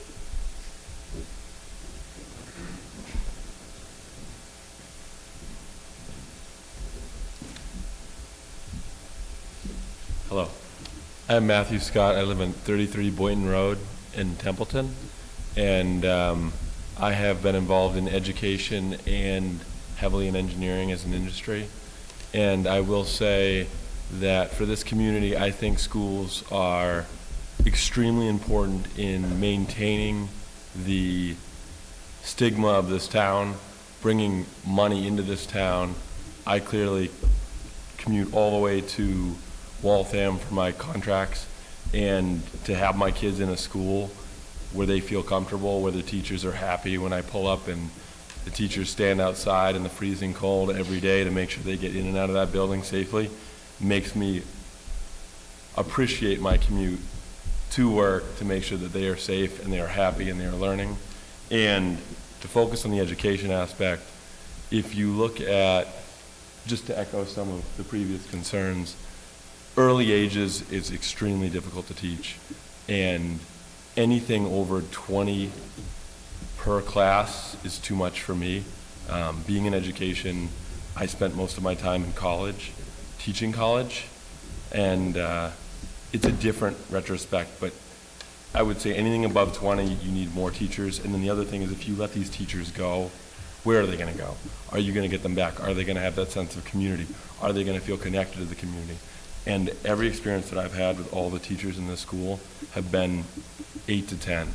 You know, in terms of 0 to 10, they would be an 8 or higher. They're happy to be there. They're willing. They're bending over backwards. They're nice to parents. They're nice to students. It's just absolutely amazing. Coming from an education where I went to school and seeing teachers step out to smoke a cigarette, to take a break and deal with students, to coming here and seeing the patience that's in this community, I'm absolutely amazed. Again, my wife and I both work extremely heavy jobs to make sure that we can sustain living here, but we have nothing but positive things to say about this school, this community, the town overall, and everybody here is doing a stellar job, and keep it up, and I would advocate for any increase needed to make sure that the future, our kids, is taken care of, to make sure that they have a future in the world of America, which is uncertain today, and we have little or no control over how that's going to play out. Again, that's all I have to say. Thank you for my time. Thank you. Okay, we'll read the next email that was sent in with a letter. This is from Dr. William Cummings and Mrs. Lindsay Cummings, 9 Pine Street, Templeton, addressed to the Narragansett Regional School Committee. It says, my partner and I write jointly in reference to the proposed FY24 budget. Pursuant to the request for public input on the FY24 budget as noted on the agenda, and asking us to read the comments. We, Dr. William Cummings and Mrs. Lindsay Cummings, residents of Templeton, Massachusetts, write to the school committee to support the full funding of the FY24 budget, and more specifically, to meet the principal requests that were made within the budget. We have a child currently in kindergarten who receives special education services, and 2 additional children who will likely start preschool through TES next year, one of which who will likely need continued special education services. We were personally disheartened to see that in both reduction models noted within the service reduction tiers that the district proposed to eliminate a kindergarten special ed teacher from the budget, while in other budget documents also noted an increase in their special education budget relating to out-of-district placements. We must wonder if the district proceeds with cuts and or not fully funding special education services, how the district would respond to external inquiries, or complaints should they arise, with regards to meeting special education services in consideration of the total budget. We believe it is a moral imperative to work to ensure high-quality services within the district to the extent possible. This question aside, we would implore the district to consider the needs of its most vulnerable populations and work to ensure a high-quality education, including high-quality education for all students, and ensure not just that equal access is provided consistent with federal and state statutes, but rather as a moral imperative. Just today, I, Dr. Cummings, was speaking with a colleague who indicated that their daughter, who teaches first grade in Wachusett School District, a classroom of 22 students, 4 students who are on IEPs, has a designated paraprofessional staff member to assist the classroom, in addition to other special education teachers and paras who come in the classroom part-time. It is my understanding that in my son's classroom, there is only a para and special education teacher who comes into the classroom part-time, while the teacher is in the classroom, manages all 22 on their own most of the time. As concerned parents, and having received different information from different individuals in the district and at various times, we remain concerned about special education funding within the district. It is our hope that the district, and specifically the school committee, will seriously consider and take an approach to the budget that considers equal access and ensures not just the district's legal obligations, but rather their moral and ethical obligations to ensuring equal opportunity and access to educational opportunities. Beyond our specific comments on special education, we think it is also important to consider the correlation between public schools and property values. So this is a quote. It is further important to note that according to the National Bureau of Economic Research, there is a strong correlation between school expenditures and home values. More specifically, a report titled School Spending Raises Property Values found that for every dollar spent on public education in an area, home values raised by $20. These findings indicate that additional school expenditures have a beneficial impact on all homeowners in the community, whether those residents have children in the public system or not. And there's a reference to the website where you can find the research, and this is posted with our agenda, so you can go look for this. In conclusion, we would implore the school district to consider a budget that not only meets the needs of the district, but also takes into consideration all students within the district and ensures equal opportunity. We also believe the district must consider the impact of its public schools on property values as a whole. In this regards, Dr. William Cummings, Ms. Lindsay Cummings, residents of Templeton, Mass. Do I have anyone else out in the public that would like to speak? Okay, well, I will read the last email that was sent in, and this is from Jeff Bennett, 77 Partridgeville Road in Templeton. He referenced that he did see the Facebook post that Ms. Smith put out there, and so in response to that, he was sending an email to us, and he says, I would opine to the committee that it vote a budget that fully funds what is needed/wanted by the school committee without using E&D funds. Templeton has a town financial policy that states one-time money will not be used to support recurring expenses. Also, town will not budget in 1 year at expense of future years. I would like to see a school budget that does not use E&D funds to balance it. In my opinion, doing so puts the following years in jeopardy, as that money will have to be found in the next budget cycle. Most know there are issues with state funding formula, and city/towns fund around 60% of educational needs, and that is an issue that needs correcting. That said, please put forward a budget that does not create a larger issue down the road, as kicking it down the road does not help anyone. It just puts off an inevitable, and it gets harder as the number/dollar figures grow from 1 year to the next. I believe I follow the dollars as much as many and more than others. It is all there on paper for all to see if one takes the time to look, which we should all do. Thank you. Regards, Jeff Bennett, 77 Partridgeville Road, Templeton. So that was our 4 emails that were sent in, and I'm going to just do a quick look at email and make sure that nobody else had sent anything in, and I don't see anything else that is coming after that. So I think we're good with public comment for this evening. Anyone else? I'll throw it out to the public one last time. What will happen is the school committee will have some time to have comments. I will throw it out to the public again after you hear our comments. So if something comes to you in the next 10, 15, it depends on who speaks. It could be 30 minutes depending on which of us, and I'll try to not talk too much. But I will throw it back out to the public if someone does decide that they do want to speak after the school committee has had a chance to voice their opinions. So with that being said, I will start with the school committee. Is there someone who wants to start? Ms. Smith, perhaps? Sure. So I want to start by just answering to some of the topics that the public brought up. So insurance, so I might need a little bit of help, Anne Marie. I do know that when we were anticipating increased costs, that the amount that we estimated based on previous patterns in increases was 10%. So we had anticipated close to, but unfortunately not enough. I believe the increases previous to that were in the 8 to 10% range. We had a 9% increase last year in our rates. That's why I anticipated 10%, but it came in at 13.75. And unfortunately, the organization that we use for our insurance, they don't vote on their rates until February. So that's why it's a little bit, yeah. So we agree, it's an absolutely outrageous increase. Yes, we are trying to take measures to ensure that we protect ourselves from those sorts of increases. Unfortunately, we also have to be cognizant of the rules that apply when you get into a contract with an insurance company and not, elicit fines or other things that could, put us even further in the hole. So we agree, 13% is absolutely ridiculous. We did everything we could to anticipate what those numbers would be and even inflated what we thought those numbers would be, and it just wasn't enough.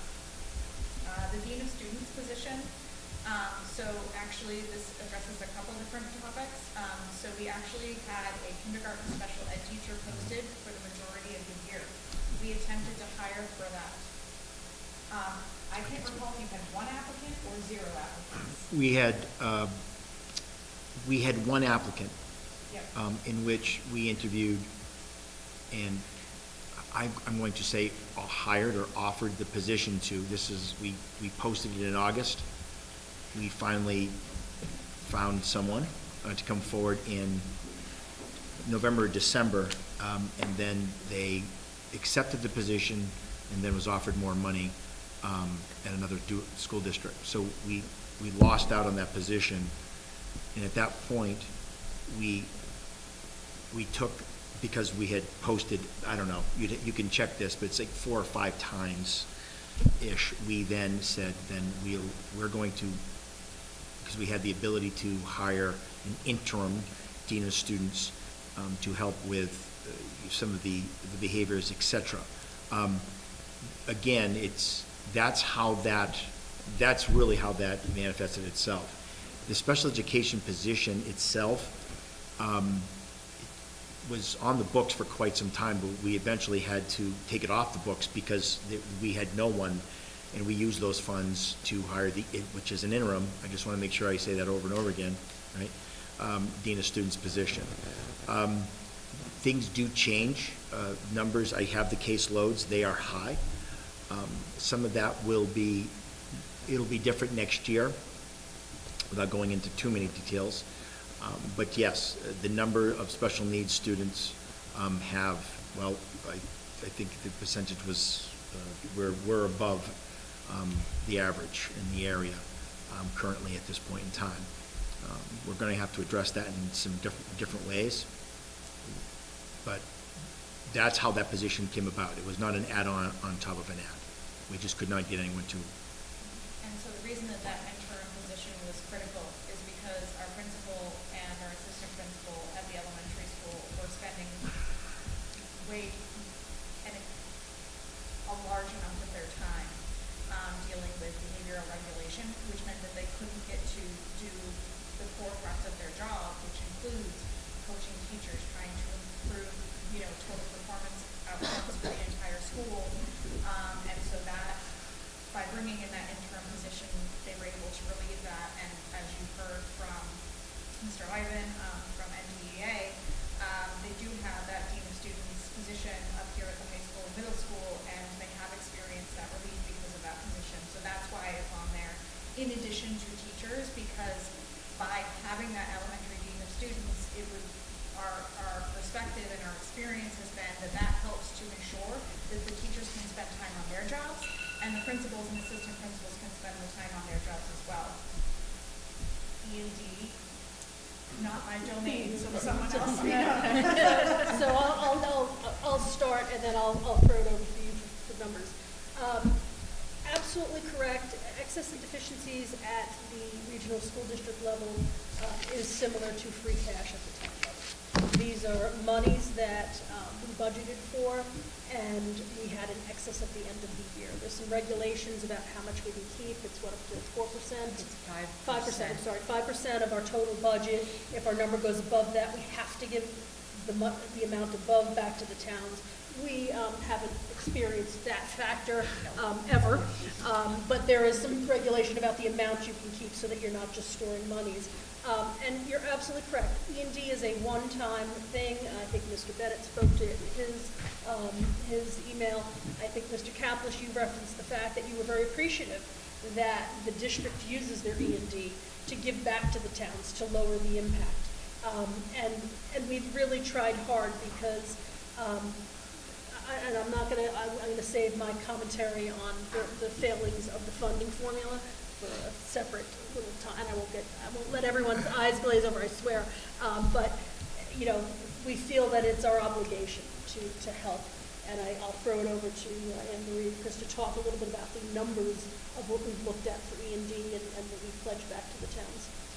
So for FY '23, our E&D was certified for, it was like 700, just around 700,000. Normally each year we try to put in 500,000 to help the towns. This year, knowing that our needs were so high, we threw in 100,000 more. And like Mr. Bennett said, that's just creating a problem already for next year. If we could stick to the 500,000 and adjust our numbers a little bit, that would be helpful. But on the other hand, if that extra 100,000 get us closer to the goal, then so be it. If we use that extra 100,000, it only leaves us $93,000 for an emergency between now and June 30th. You've all heard me talk about our budget freezes. It's real. That $93,000 may need to be used between now and June 30th. So that's E&D. And then kindergarten paraprofessionals. So you probably heard Dr. Cassidy reference level funding.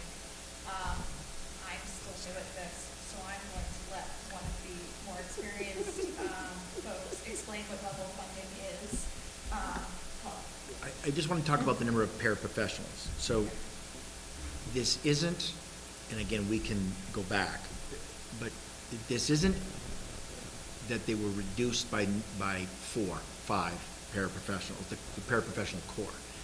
Those paras, those positions, for the most part, again, it doesn't equal, it's not this clean, but they are now one-to-ones somewhere in the district. So it's not like, to save some money, we cut paras. We initially did it like 3 years ago. We brought them back literally in 2 months because we have so many one-to-one paras or behavioral, whatever, however you want to put it. So it was one of the only areas that a paraprofessional was not assigned to a single or student or multiple students per the IEP. So again, so I did a poor job then, I'm hopefully to correct it now. It wasn't as if we said, it was literally the only place that we could take a person that wasn't already with a child who was one-to-one or 2-to-1 or whatever the case is. So in this district right now, there are only 4, right? I think there's 4 the grade levels. Yeah. Sort of like Give or take, grade level in this pairs. entire, but they still are working with students with IEP, so they're still bound by the IEP, where they were not, period, at the kindergarten. We would love to put them back, but that would be literally. It's $175,000 more on top of these numbers to add 5 kindergarten pairs, 1 for each classroom, to the budget for next year. So I think the important thing, talking about level funding and how this relates to that, is when you do a budget, our process here is to say, what do we have this year? And let's level fund for next year. And part of that is we take out anything that was a one-time that may have been in the budget, or we have to annualize if there was only a part year expense, right? So we come up with providing the same services as Dr. Kazanant and Anne Marie alluded to. We didn't reduce the number of paras. We had to reassign them to respond to the requirements.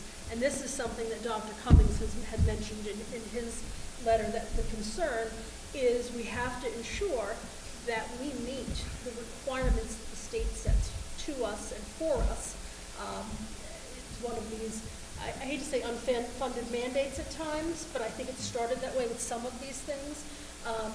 So that we're providing the right supports in the right areas. So unfortunately, when we looked at level funding probably it was 3 years ago to get to the 2-year ago budget, we needed to make those moves. So we haven't had classroom paras in a level funded budget for 2 years, because they have to be assigned elsewhere per regulation and to support the needs of the students.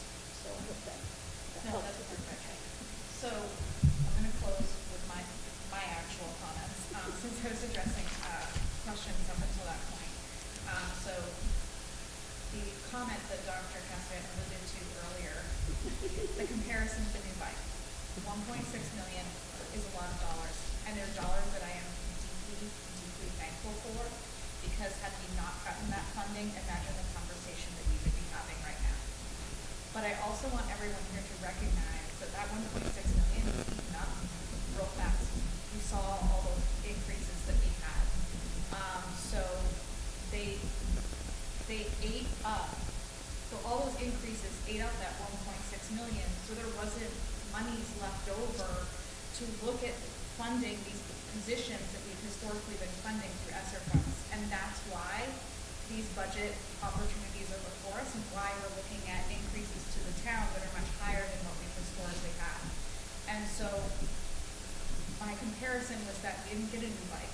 We got new underwear and new socks. And we're thankful for new underwear and new socks because we needed them, and they are critical. But what we're asking for in these positions, like, you know, I've been to a lot of different high schools and different regional schools lately because my daughter does gymnastics. And so I see high schools with tennis courts and things that we wouldn't even ask for, because we're looking to fund teacher positions to ensure that our students get the education that they need so that they can be successful adults in whatever future they so choose for themselves. And so we're asking for shoes that fit. We're asking for shoes that fit. And so we deeply understand the impact that this has to our community. And so we're coming to you and we're asking, will the community support the increases that we need in order to get these shoes that fit? Next. Me? Yeah, Daniel. Okay. Yep. So I spoke at last Wednesday's meeting. My concerns, and it sounds like Mr. Bennett echoed a lot of them, is I worry about just choosing the 5 positions at TES to continue to fund, because I feel like that is a Band-Aid, it's a temporary fix, and that given that looking at what we truly need to fund our school system, and thinking about the needs of the towns and the burden that it puts on the people who live in the town, my concern is if we don't start really addressing what we need and our shortfalls, is it's going to get worse. We're going to see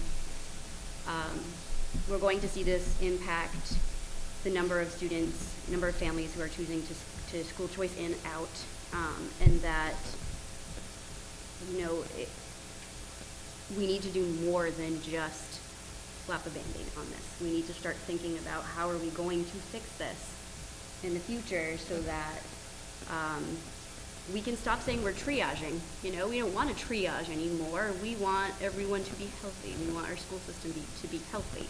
And it might take some tough years and some, you know, somehow tightening our budgets even more. I know that from a personal perspective, things are really tight right now, really tight. And I think about how am I going to afford more? But on the flip side of that is I cannot, in good conscience, put that burden on children. I can't. It has to be something that the adults are willing to assume and do something about. Full disclosure, I have a child going into kindergarten, and the numbers of the class sizes terrify me. I'm also an educator. The thought of having more than 22 kids, and I don't know why 22, it's an arbitrary number, but maybe that's the biggest kindergarten class I've ever seen, in a classroom without a paraprofessional. I know that those kids are not getting what they need, and kindergarten teachers are superheroes. They absolutely are. Every single one I've ever met. There is not a kindergarten teacher that can do their job effectively with classes that size. Same with first grade, second grade, third grade, and fourth grade. It's just not doable, especially with the children who are coming to us now with social emotional learning needs that we've never seen before. And it is our duty to make sure that we are helping them along. And so while I worry about the burdens on the towns, and everyone sitting at this table is going to bear that burden as well, we're going to be responsible for figuring out how we're going to do this, but I don't see it as an option to not fix it, to not make it right. Thank you. Anyone else in this committee want to some comments? I can go. Sure.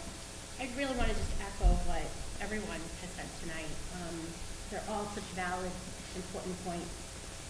I guess if I'm looking at the slide that's up, you know, if I look at the middle, I would want to add that kindergarten special ed teacher, you know, cross it out.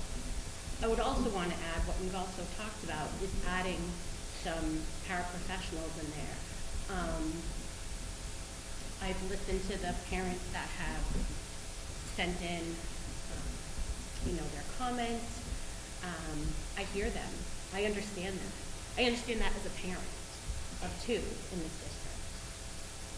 But then I also look at the principal request, and as Dr. Cassavant had said, we had the principals come and talk to us at the finance subcommittee. We also had directors of different departments in this district come and talk to us. And so we're not even really talking about the middle school or the high school and their issues that they have, which are also so important to us. We're really talking about the youngest, most vulnerable kids, which are the kindergarten or our special ed students. So in looking at all this, and yes, it's a fancy slide, but I would love to add more to it if I could. And so for me, I'm really just torn because I kind of, in my head, have my own slide of what I would like it to look like. And so, as Jenna just said, it really is, it weighs on us of what we want to do, what we should do, but what we can do. That's it for me. Thank you. Thank you. Heather? I don't have a ton more that I could add that hasn't already been eloquently said. But as we keep looking at this slide, the words that come to mind are, you know, I see words on here like fully staffing and prioritizing. What I see are levels of bare minimum to get through the day. You know, bare minimum. Jeff, did you want anything? Yeah, just, I guess quickly, I would just say that, you know, I've spoken with, I've heard comments from, and I've heard the request from many of the parents in the district, local district. I feel the committee, as well as the budget team, has presented a budget that identifies many challenges in the budget that this district will face in the coming years. I believe the numbers presented will ensure the district will continue providing high quality of education that our students not only expect, but they also deserve. I certainly understand that the request depicts a notable increase in the impact and that impact that it may have in the community. However, in my opinion, the request meets the needs of the district. It reflects the needs of all of our students within the district. Therefore, I support nothing less than the physical request. So you get my comments last. You know, they teased me with the hashtag "Don't get me started" thing, but you did get me started. You got me started many years ago when I joined this committee, and year after year we come up with a number, and all we do is we cut it to come up with something that's palatable to the communities that we live in, because we are very respectful of the fact that we're all residents. We don't want to not have someone answer when we need emergency services. No one's at dispatch tonight. We don't want to have our police, our fire, our Corps. We've had snow. I want our DPW staff so that we can be plowed out. So we certainly understand that.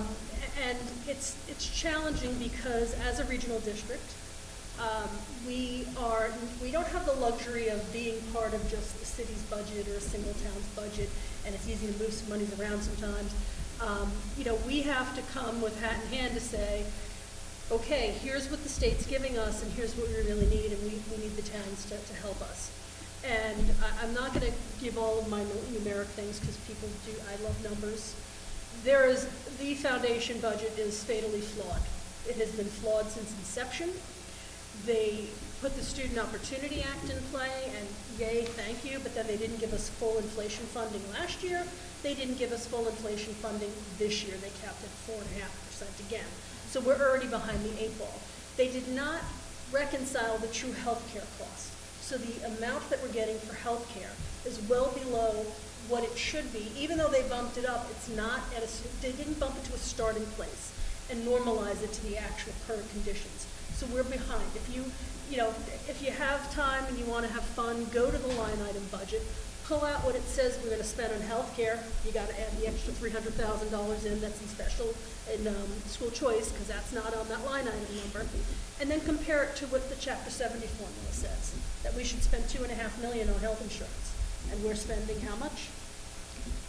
We're spending probably 2.5 to 3 million. With that, and that doesn't even take retiree health care into. This is supposed to be for everything, and that's just our employee health care. So the state has once again failed to recognize that there are issues at the town, and I'm saying this because I want the towns to understand that we are well aware of what those challenges are. Student Opportunity Act, yay, 1.6 million. Well, whose backs was that thrust upon? Okay, local municipalities. The state decides that, 59-41 split of costs. I don't know where they came up with that number, who thought it was good. There is legislation to try and switch that a little bit, that may help. There's also some sort of relief fund that the governor has put out there to maybe help with some of these MLC increases, but there's no guidance on how or if it will even be used, because there's no guidance on it at this point. So there's a lot of things that have been very challenging for a regional school district to deal with and maintain a good partnership with their member towns. And what I want to say is what I've seen in the past several years is that relationship has become much better. It's not as adversarial, and I think because both sides are trying to do whatever they can. So I just want to make sure that that is noted, that this partnership is what it truly needs to be, a partnership between the district and the towns. So what I will say, I'm going to parrot some of my comments from last week. When I look at these increases and the percentages, Templeton, we're looking at 4.5%. And if we're about half of your budget, well, that's almost all of your 2.5% growth, not taking into account new growth and some other revenue increases with the municipal revenue growth. We get that. That's a big ask, but that's the minimum of I laugh at this prioritizing poor teaching staff at TES, and I'm thinking of the Band-Aid analogy. I don't even know if it's a full Band-Aid. It might just be a gauze pad that doesn't even get the ACE bandage over it to stop the bleeding. That's at minimum of what we really need. And it still eats up because of the minimum local contribution. So we understand that. But this district has maintained high-quality education services, but if we don't respond and react to the challenges that we have, we're not going to be able to continue down that path. We've heard of fiscal cliffs. Well, we were teetering on them 3 years ago because somebody motioned a budget of 19.5 for us that didn't meet our core needs. And guess what? We had to cut staff. Guess what? COVID happened. Okay, so we've had this artificial buildup of funds into our budget that wasn't in our general fund. Okay, so we have been behind the 8 ball using our ESSER funding for not necessarily what other districts were able to do, to add additional staff to help with the gaps. We've had to use them to bring those 5 teachers back. Some was because social distancing we had to do, right? So we had some requirements. But we had to add these teachers that we should have been at the baseline. We should have been adding additional teachers and supports, and we couldn't do that. So I want to go on record as saying that, we're already starting behind the 8 ball, and this budget, even with the principal's request, doesn't really even get us where we need to be. It was put together as a display of here's what we think we need to consider with all of these other factors in mind, and, you know, looking at guidance from Dr. Casavan and Marie and Molly about what supports the teachers need and at what level. This is what they presented. I'm torn because kindergarten paras hasn't really come up as part of our discussion. We need them. I mean, I can't even imagine. I mean, I think when I didn't go to kindergarten because I'm that old. But I'm surprised I knew how to put my coat on, like at this age, because I probably didn't get that attention that I probably should have had maybe in kindergarten. But that explains a lot. But you know, there's so many things, and we're coming out of COVID. You know, as Dr. Casavan so eloquently said, COVID's over, but the impacts and the results of COVID are not. And unfortunately, the ESSER funding we had is gone, and we don't have the ability to use additional ESSER type of funds. I think one thing that we didn't highlight in this whole presentation is our ability to get those grant funds. You mentioned it real quick, but I want to make sure that we highlight the fact that how much money in grants do we get? We get a lot of things, a lot of money. We're always looking for everything, wherever we can add. Title I, that's federal grants, that adds some teachers in the elementary school for the supports. But we've got other things we're using. So if we go, you want to just jump in that slide? Which one is it? The Back? district revenue sources. It's back or forward, but. Am I going the right direction? No, okay. Close your eyes. I'm gonna get car sick. I think you're going the wrong way. Yeah, I think it's so too, 28. but I'm 28. just following directions, I don't know. No, oh, no. You were moving too fast, they kicked you out. Not anymore, it's not. Hold on, please. Oh, boy. Okay. Oh.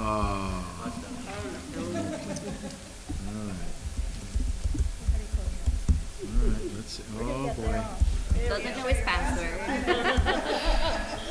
Come on. It all log in. We'll roll the dice here. All right, what slide number? 28.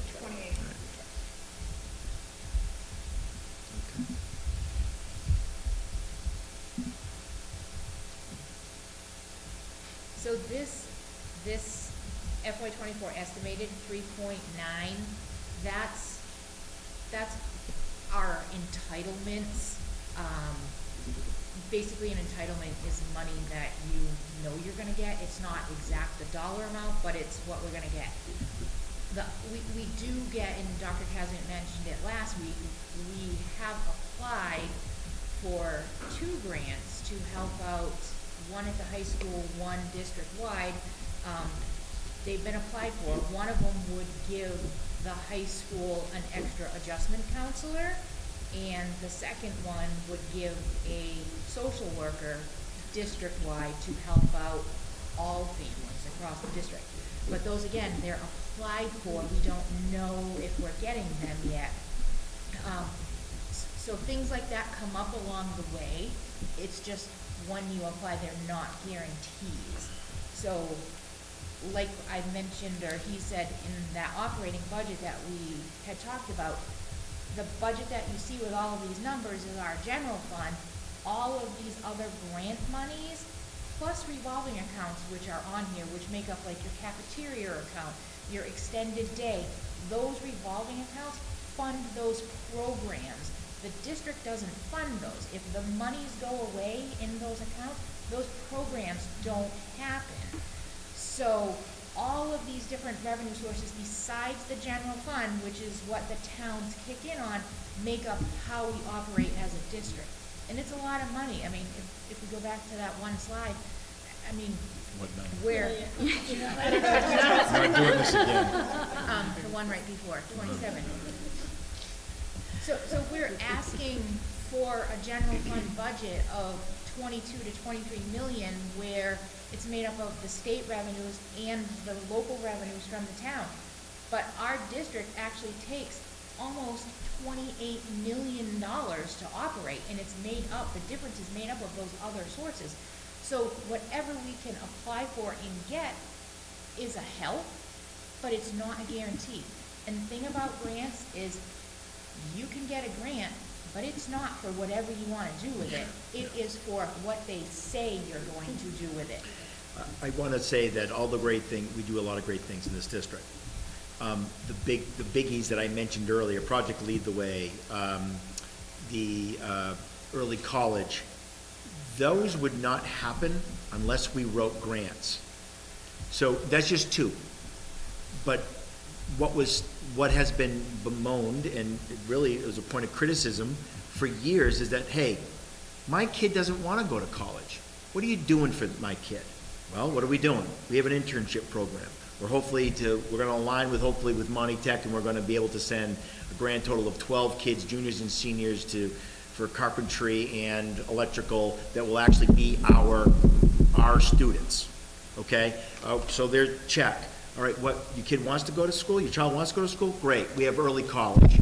We have AP. We have those things, right? So we have early college at no cost, by the way, to the community, right? So, check. Project Lead the Way. We kind of skim over it, but if you look on the Mass.gov site and when they project jobs, STEM jobs are the highest number of, growth of like 222% in the medical bio field. So we're not saying that we're trying to push people, but we're trying to give them the experience so that when they leave here, that they can do what they want to do. And we're trying hard to do that because that's what the public has said that they've wanted. What we want ultimately is we want better. We want better for our kids. No one has asked for the golden ring. Not one time has anyone asked for anything extra or extravagant. We have a track that can literally not be used. The MIAA closed it. That track, for all practical purposes, will never be used again. Let's be frank, because we can't run on it. I don't know why people didn't keep it up, but they didn't. That would be extravagant. But what are we trying to do? We're going to take a loan. The district is going to take a loan on its own, and it's going to fix the field in the middle so we have yet another playing surface for these kids. Is that extravagant? I don't think so, because we have one game field, uno, which we have multiple injuries on, by the way, because it has been used a lot. This has been said. No one brings it up. No one sits there with the hat and says, poor me. We're talking about preparing your kids, right? That's why I say almost emphatically, I don't know what this community wants. They tell me, they complain to me about what we're not doing. The things I just mentioned didn't cost anybody in this room a dime. Not a dime. Now you have it. Yay, Chris. No. Yay, Colby Young. Yay, Kate Calise, who's retired. Yay, Molly. Yay, the Special Education Department for biomass. All of those things. We are doing all of those things at no expense to you. Seriously. Oh, I pay taxes. I don't want to hear it. The security that everybody had to have, and you better keep our kids safe. What are you doing to keep our kids safe? We wrote a grant for $130,000 federal. We now are probably one of the most, I don't want to say anything like this, but we literally have a camera system I think like NASA has. I'm not even sure. Facial recognition and this and that, all these things. I mean, I'm laughing because here we are, Narragansett Regional. We're one of the smallest districts in the area, and this is what you have. Then don't complain to me. Either support it, don't support it.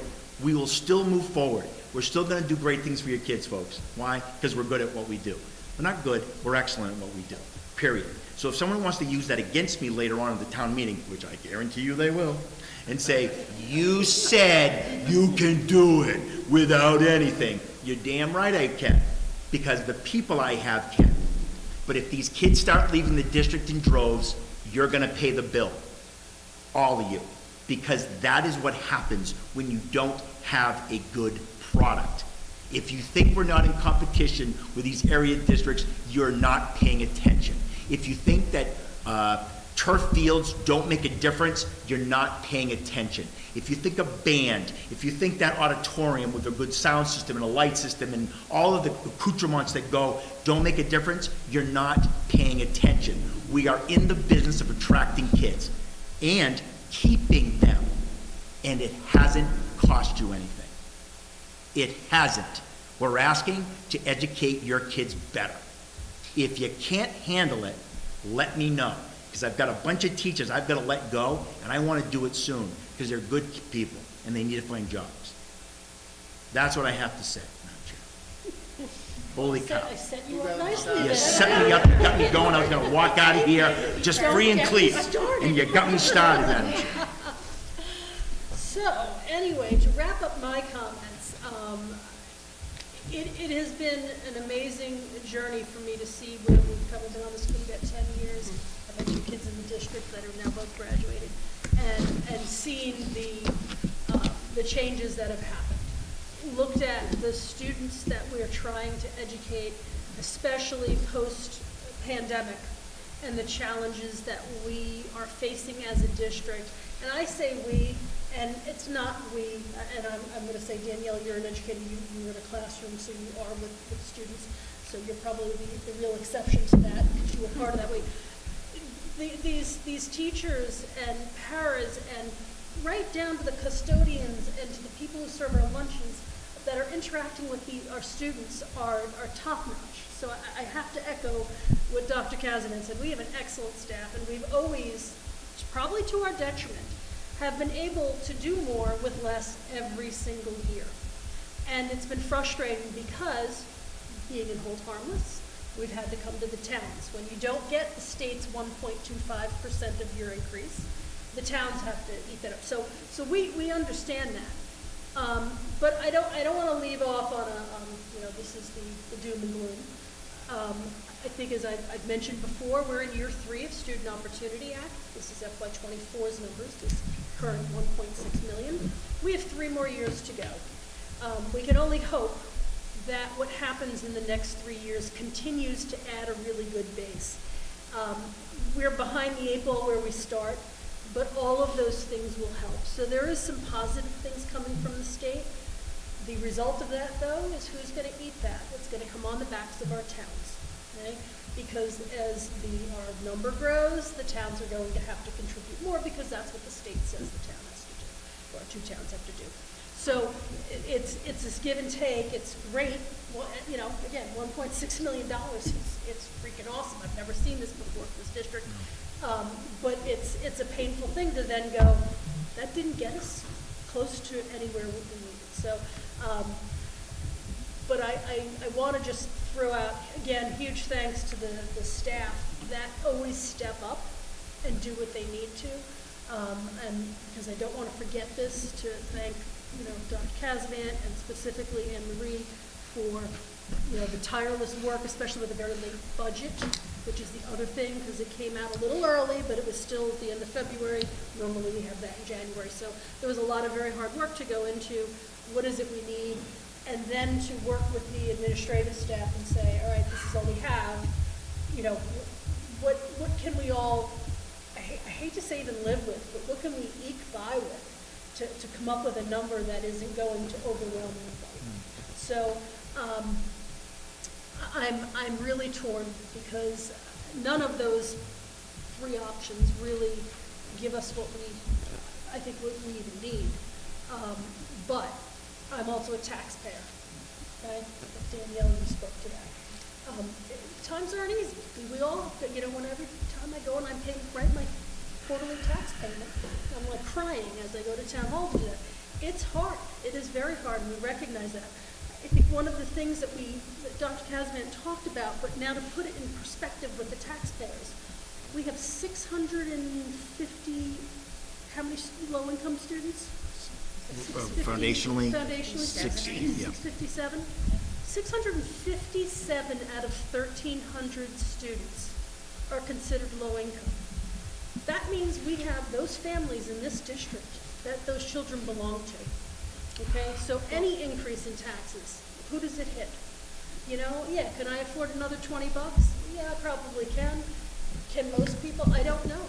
you know, it's a scary number. So I'm really torn with how do we advocate for, you know, student success and achievement, which is the role of the school committee, and balancing that with how are we going to ensure that our communities and our families have all the services they need from the towns they live in, because it is a balancing act.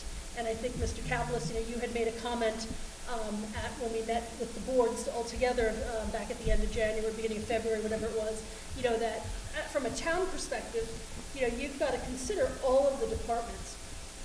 And we have the luxury of just focusing on education. And in some cases that's true, but for the most part, we're taxpayers too. So we understand and have an appreciation for the balancing act that has to happen, because again, I need all those services. So yes, you know, passionate and advocate and going to advocate for education, but it's got to be done so in a balancing act with all of the other things that the towns need and families need. And as I said, it's just unfortunate that the foundation budget, which really is a foundation, remember, when you build a house, the foundation's just that slab, you know, is where you start, and then you put things on top of it, and it doesn't even fund us anywhere we really need to be. So, that's my 2 cents. I say this, I think, every year. This is my speech. I'm going to throw it out to the public. Does anyone want to add any comments before we close out this public hearing? Okay, seeing no, I am going to close our public hearing. So our public hearing on the budget is now closed. I want to thank everybody for all of the input, the great questions, and the emails we received. And we're going to go into a deliberation point now to hopefully come up with some budget actions so that we can certify a budget and let the towns know what the school committee, the direction the school committee is going to go in. So I'll take a quick moment, just anyone who wants to leave at this point. We'll let you guys scoot by, and we'll take a moment before we get into our next session. So, but thank you everyone for coming. Thank you, everybody. Thank you. Thank you so much for coming. We really appreciate it. Do you want to stay for something?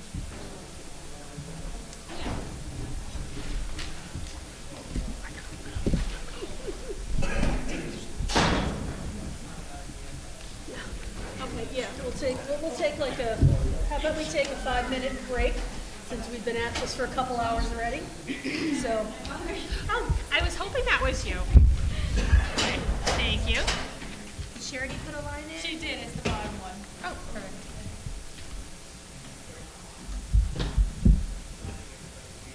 What I do is I always, you saw my last name? This is still live, by the way. Thank you. I have to print it. No one can read it. Thank you so much, and tell her thank you again.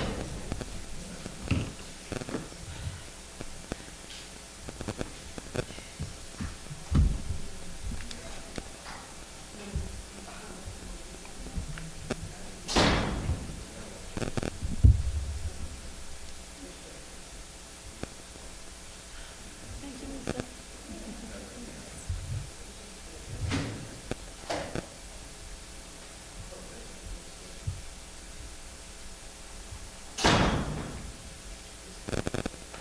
No, it's okay. Yep, no.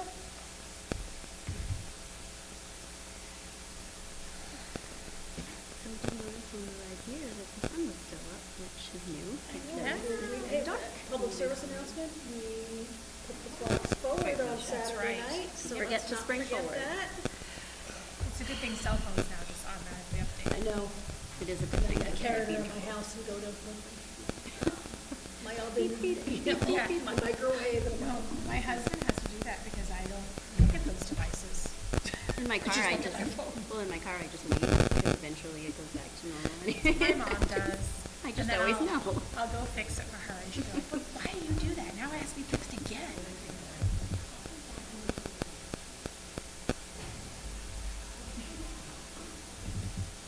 my daughter is on Paris right now. Oh, wow. Still bad. Yeah. It's good to be my kids. When I come back, I'm coming back with my children. Emma's on her way to Paris right now. Emma's on her way to Paris. You know, why not? Jordan's going to Guatemala on Friday. Really? How long is she gonna be there? A service trip or is it just? It's a service trip. It's, I was gonna say, no, Jordan, that doesn't surprise me. yeah, they're visiting a bunch of different, like, clinics and hospitals, because now that they're graduates, they have to get to work on Yep. patients, so. Need some quality time. Yeah, these kids, you know, it is amazing the opportunities that are out there.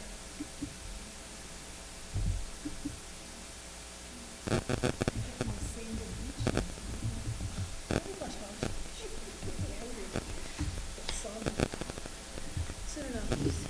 Before my tan line blossom fades, when we get back there. I've never had a tan in my legs before, it's great.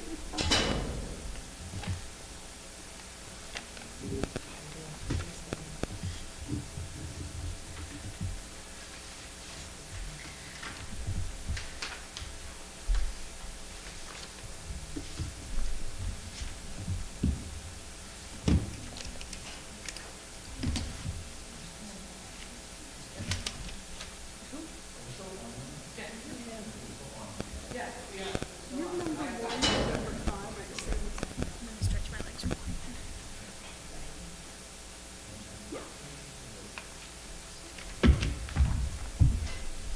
Can you hold down the fort? I got it, don't worry. Well, Hank's here with me, so we got this.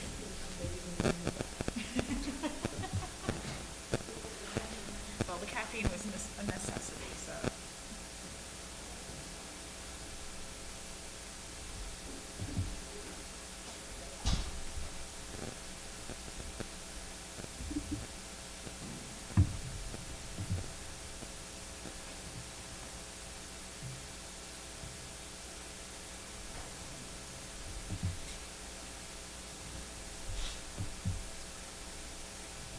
With my students. Oh, no.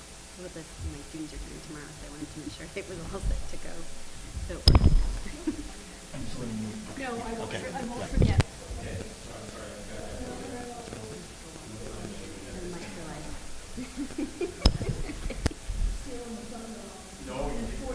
Maternity. Sorry. I can help. No, I like your passion. I do a lot of inquiry-based learning, so that's teaching. They use it and we help them apply it.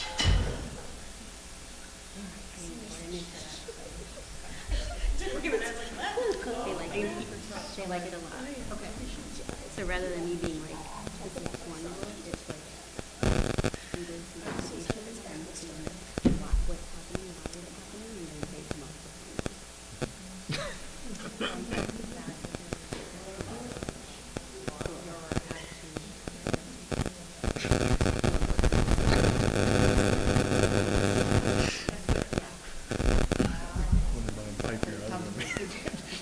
It's a lot of. Give me some pliers. What do you know?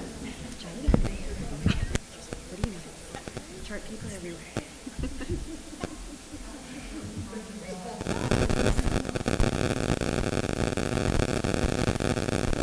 As soon as Heather comes back, we'll start again. As soon as Heather's back, yeah. Oh, we're still running anyway. I was at a haircut today. I heard two people that were like, I got my costume, mine's coming today. Oh, the 80s Can't wait for the 80s That's prom. nice. The big concern is, how are we all gonna fit in there? Because apparently there are a lot of people who are coming to the 80s prom. So it's gonna be overflow. And they're very excited. They want more. That's what I'm hearing from the community. So, this is just gonna.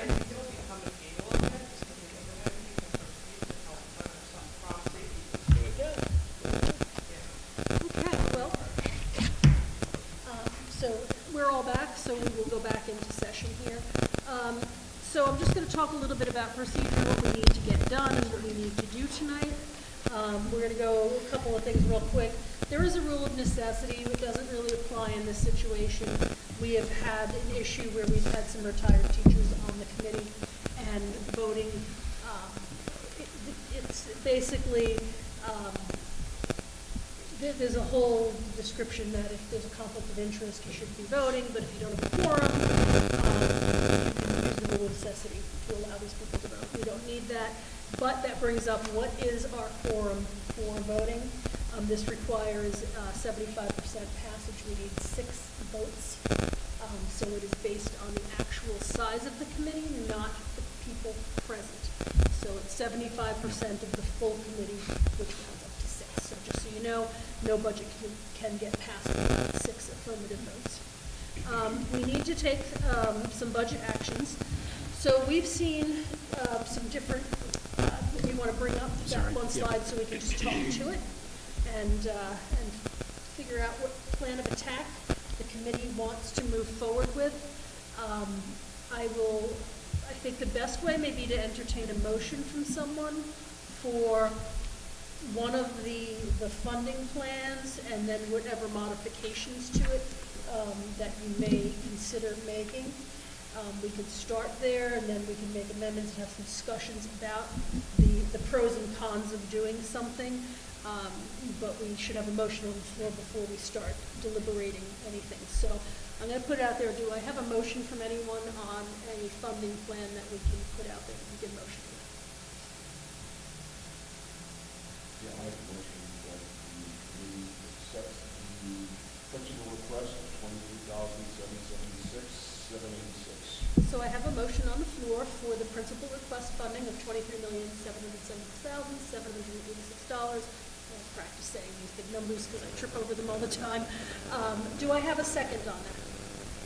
Second. Okay, Mr. Mason is going to second. So we have a motion and a second. Well, sorry. I was wondering if you were even adding to the second. Just going to say, just doing, we approve that dollar, not necessarily Correct. Right, so this is an amount, so here's what I will say, just to start the conversation and how we can approach this. I'm not happy that we're using all of our E&D, okay? We have $600,000 of E&D that we're putting into this. I'm just talking out loud here before I formulate if I'm going to amend something, but some thoughts I have. I would like to bring that back down to the $500,000 level that we kind of put on the table as a commitment to what we would give back so that we could reserve enough to be able to react to any emergencies. I'm also, hearing so much about the kindergarten paras. That's not in this number either. So I think we need to figure out how either that gets into this number or make an amendment to the number to include the kindergarten paras if that is something that the committee would think is important. So those are just my thoughts of what I see what is lacking in the principal request number. I take other comments, and then if someone wants to make an amendment to something, we can certainly throw that out there. We can do some numbers crunching and see where we are. Comments? Margaret, so I guess I would just ask, what would be roughly a salary for a para in a kindergarten classroom? So, go ahead. It's about 35,000 for one. With So if we benefits. added the 5, we'd need to add 175,000 to that 23,776. Since it 175 gets added. Yeah, No so- matter what plan it actually goes up. 20 It's 175 is the additional ask. Yeah, but so kindergarten it would, paras. it would be actually 23,951,786. Just roughly. Roughly. About. And then you had mentioned the E&D, so let's pretend that this is an ideal world. What would the budget look like then? You could add 100,000 to that number, or you could, You could yeah, take you out could- of that. You could cut something, you could put it into the additional to the towns, OPEB liability. yeah. It would probably help if we had numbers to go with each line. Right. Now, is it plausible to consider, We don't.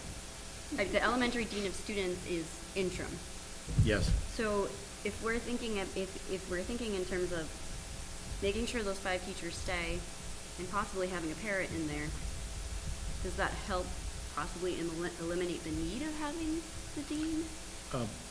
Or So, in looking at that, I'm gonna. Can I just, I'm sorry. no, Yep. I just Sorry. want to say one thing, and I forgot to say this. How many students do we have at TES? A lot. So we should have 644. We have We 2 should have a team, administrators. right. I mean, let's just put that into perspective right away and put that out there. We have 2 administrators for 644 students. That's absurd. So now, please, I kick myself because I didn't know. Forgot where I was. I actually, Honestly, I I actually am honestly going did. to take my question back because I don't need an answer for that. You're absolutely right. We need a dean of students. Yeah, yes. So the principal request line with, depending on the E and D we just talked about, it would then, of course, add, right? So whether it be, Well, yeah, the 23, you have to keep in mind, the 23 plus the cost of the 5 pairs, that's your expense side. Your E and D is your revenue side. Yeah, big So offset. your revenue, it's like, it's gonna affect the towns when you decide what you're doing with the E and D. So our budget would only go up by 175, but the ask to the towns is going to be 275 of an impact. If you can think about it that way, on top, whatever over the additional ask for this. All right, how much was in our OPEB liability contribution, which I'm sure was next to nothing? I think we've gotten up to about $150,000 worth of Is in there. contributions. Last year, because of the budget freeze, I was only able to put 10,000 in. I have 30,000 budgeted for this year. It's probably not gonna happen. I'm gonna need that to make it to June 30. And then in this principal request, how much do you have? Is it 30,000 again? 30,000. Okay. And just to make sure for anyone in the public to understand, OPEB is those future benefits that we've committed to pay for retiree health care, et cetera.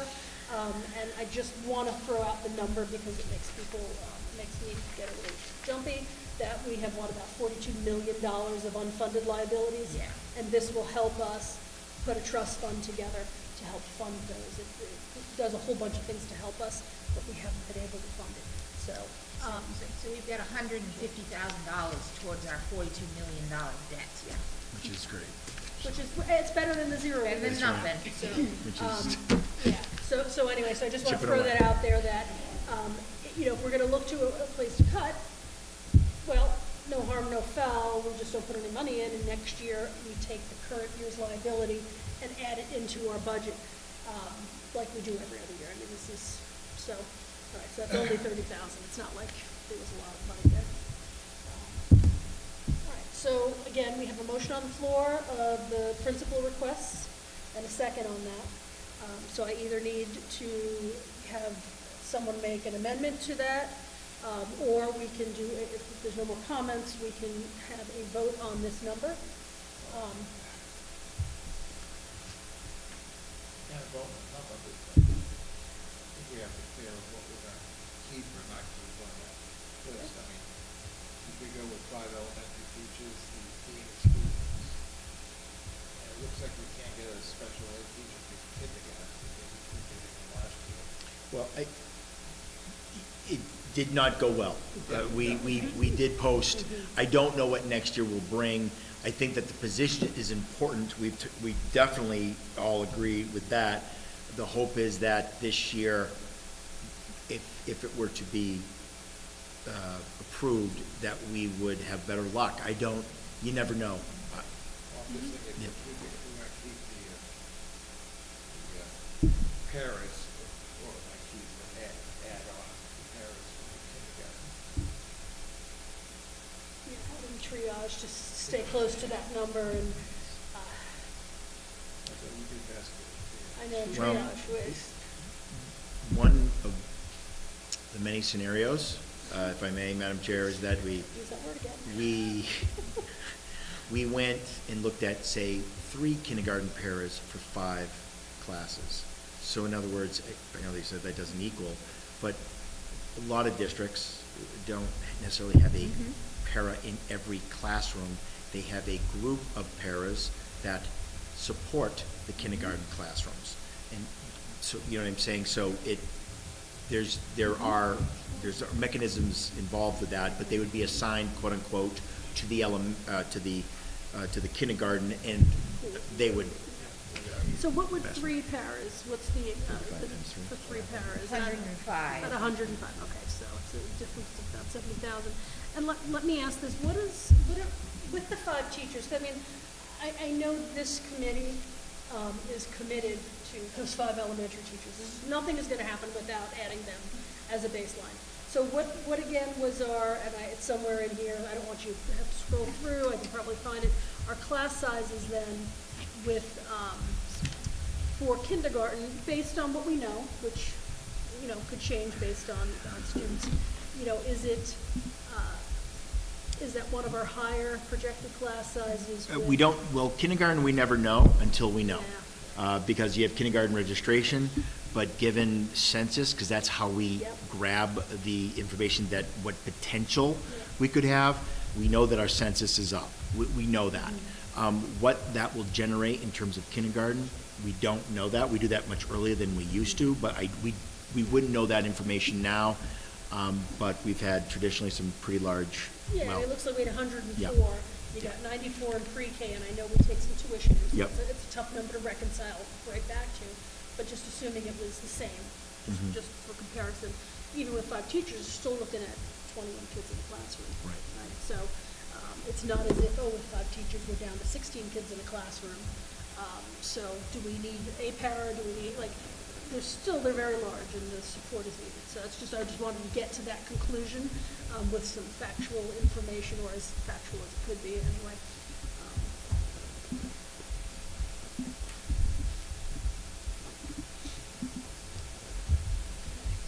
This is not easy. No. Margaret, could I ask, the middle school UA teacher, what would roughly be the salary for that position? A master's step 5, I think, is like $63,000. That's probably average. Unfortunately, we don't get a lot of beginning teachers here. We usually get ones that are higher up the scale. So what do you think, roughly? Is it 75 with bennies? Is it 80 with bennies? Is it? Well, if they come on and they need a family plan, the district's probably gonna pay about $25,000 for their health insurance on top of a $63,000 salary. So about 85? Just saying, if we want to take one from column A and just take something from column B out, you know, if we were to stick to this number. I guess my biggest issue with this, going with the principal request is, here's what I feel by modifying any of that, is we're now not taking what those principal requests were. The OPEB, not a problem, let it go. The kindergarten paras, 5 or 3, I think we could have that discussion. I think if we're looking at fully staffing TES, we did take that kindergarten special ed teacher out, so that one to me might be a little bit on the bubble. And again, maybe circuit breaker comes in and we get more monies and we can still do something. I don't know. I don't want to cut anything. There's a better option, Madam Chair, for that to happen, given what we don't know about circuit breaker, but we do know that they are working hard to offset the issues with out-of-district placement. So there's no promises, but there is at least a better possibility that something would break there. And we did, just as a reminder, we did move a lot of our psych and special, the OTPT that was asked for at the subcommittee, that all has been moved to circuit breaker, anticipating that increase. We got $539,000 this year. I estimated 600,000. So typically we only cover special ed tuition with that money, but with the same amount of tuition money covered in the increase, I was able to move some of those positions over there, so we get those services without having to worry about it in the general fund. My concern is as we have new kindergartners entering the district, potentially could have plans that we need serviced as well. And if we don't have a special education teacher to service those plans, then, So we're we not talked about meeting. the caseloads. I won't mention names, Mhm. but Mr. Ivan mentioned a teacher near 40. She has, and traditionally for many, many, many years, has serviced the pre-K and some of the K. She has a caseload of 37 with 4 referrals, which I don't, when I say this, I'm not saying that this is a good thing. That is, she has had these numbers before in her life, but it's certainly not, it's not healthy. So I think in the next, the special education who usually helps out with K1 has a caseload of 24 with 8 referrals currently. So the numbers are high. They are high. They do tend to drop as they kind of they ebb and flow. But to give you an understanding of what we're talking about, there it is.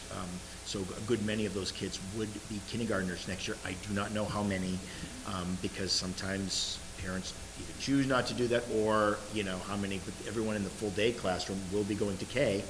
So there's 22 there, I believe, or 17, sorry. So 17 right off the bat. So anyway, we know that there's an issue there. We know that that's one of our hot points. So I think the special education teacher we will do what we can.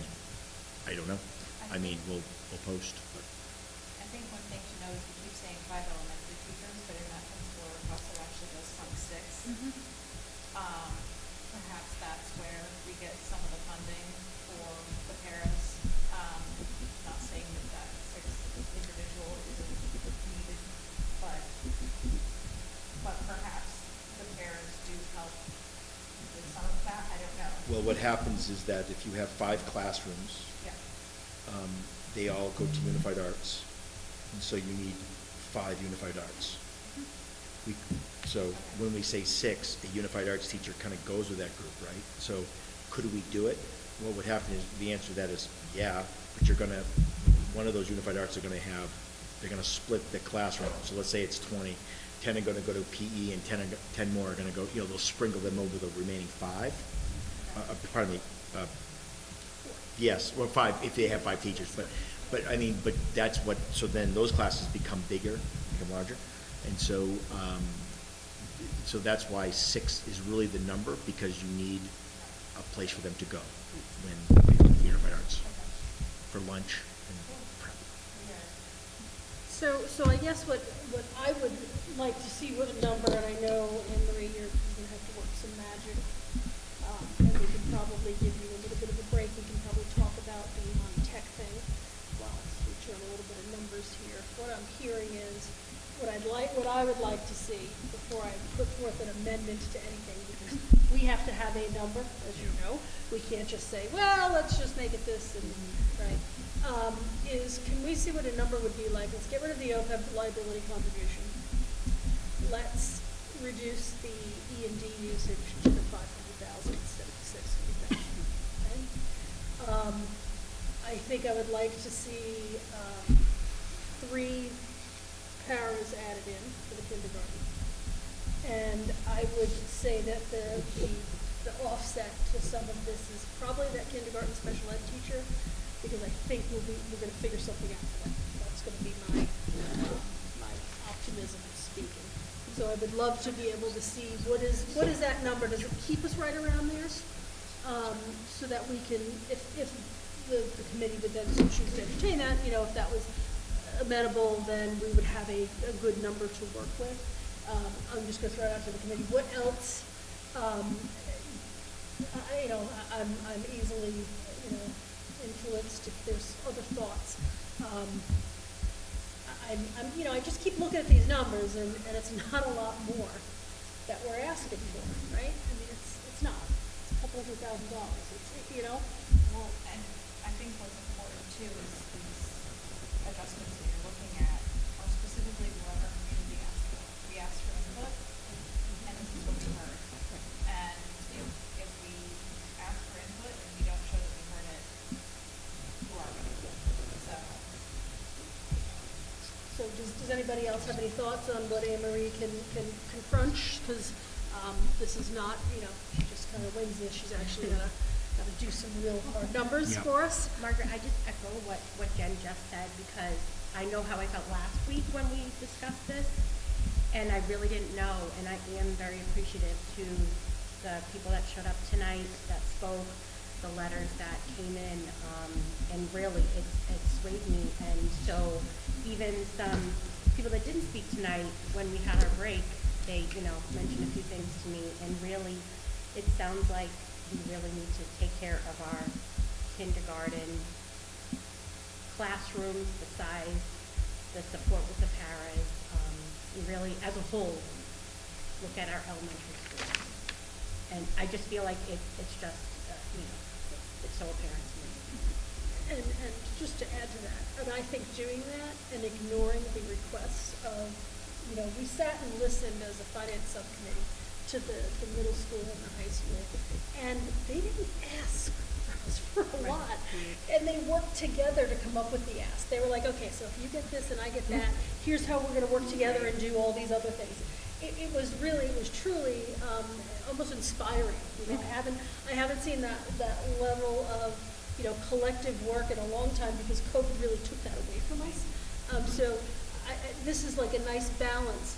High school Spanish teacher, we can finally have an AP Spanish class. I mean, how awesome is that we'll be able to do that? And help for our alleviate kids? classrooms of 35 that To the high that- school is seeing, because we didn't talk a lot about the high school, but they saw an increase of 50 kids. Exactly. And their numbers are, and we've already, using a word, gutted the high school, call it 2 years ago, when we had to do, so I mean, it's. This is just a step in that direction, but at least it's a start. So just, adding to what you said. I agree with you. When one of the principals is saying, oh, let's look at, the other school and focus on that, I mean, Yeah, right? I wanted to make that comment too, that both Mrs. Lafreniere and Mr. Young, when they gave their presentations, they gave the feeling to me that their major concern was also the elementary school. But they can't not, say what and they gave us their, I keep using the word bare minimum, they gave us their bare minimum request. And I think what they didn't say in their comments was, if we don't address it, as we have been saying, in the elementary, the problems, the issues, the need is going to come up to the middle school, to Mrs. Lafreniere, go up to the high school, to Mr. Young. And we don't want that, right? Because then parents are feeling that at home as well. So we're all feeling that. And just not to belabor the point, but these ads at the middle school and high school, we still have kids in middle school and high school. It's not all about graduating the kids up. We have kids today with the needs and wants. So it kind of is a nice balance of trying to get, again, if this was my request list, this would be a very different list. But it's a nice balance of trying to get a little bit done at all the schools, and focus where we need it at the elementary to get us at 17%, from the state that we received. So I'm still stuck on that kindergarten special ed teacher thing. I can't, okay. I'm hoping that circuit breaker comes in a little higher, and I've got to have a little bit of optimism with this. And with the challenges of finding someone. It doesn't mean that we shouldn't look, obviously. Yeah, I feel like I'm that just- should not even be part of the conversation, No. like, No. that It just, it's so important to make sure that, that we're supporting our students on IEPs, in ways that help them be, productive right off the bat, I mean, 'cause for all kids, as soon as there's a deficit, it's really hard to come back from. Multiply it by 1 million when you're dealing with a student with a learning disability, so. But we have a crystal ball that says the circuit breaker's gonna come through, then I feel okay about it. Especially because we heard from Dr. Cummings, and, kindergartner entering with an IEP, and we just wanna make sure that we're. And those needs will, part of what will be addressed, because that is a known, so. Right. Anyway, I think we might have a All right. number. Okay, Oh. so the principal request number, the 23,776, you eliminate the OPEB, you eliminate the K teacher, and you add 3 paras, it actually increases that number by $13,000. So your new number would be 23,789,786. So when I plug that all into the income sheet, it gives the district an overall increase in their budget of 13.44%. What that translates to Templeton is an increase of 788,496, which is a 10.77% increase. The increase for Phillipston is $214,529 for a 12.5% increase. Is that putting 100,000 back? Yes, yes, yeah, it's only using 500,000 of E&D. It might show a good faith effort if we do. We had already planned that. Just remember, you're gonna have the conversation next year, so if I can't come up with 600,000 next year, we're already starting behind the We're not trying to eight talk ball. anybody, but just And understand it's that, just to, that it's always pushing, So, it so is is it kicking. worth that risk if, that would be a good faith? It was gonna go up by 13, we put the 100 back. It actually should go down by 87, we ask at the town level, right? So, the 23.7 number was going to have an impact,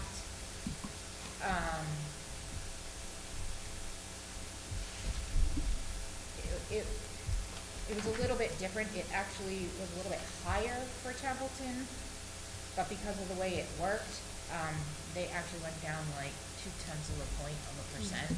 So it's not a lot of difference. It was originally like $799, it's gone to $788. So of the 13,000, split in 85/15, so. Great. so the option of eliminating the OPEB, eliminating the kindergarten special ed teacher, adding 3 paras, brings us to 22,789,786. Correct. With that's taking the 100,000 out of E&D. Yep.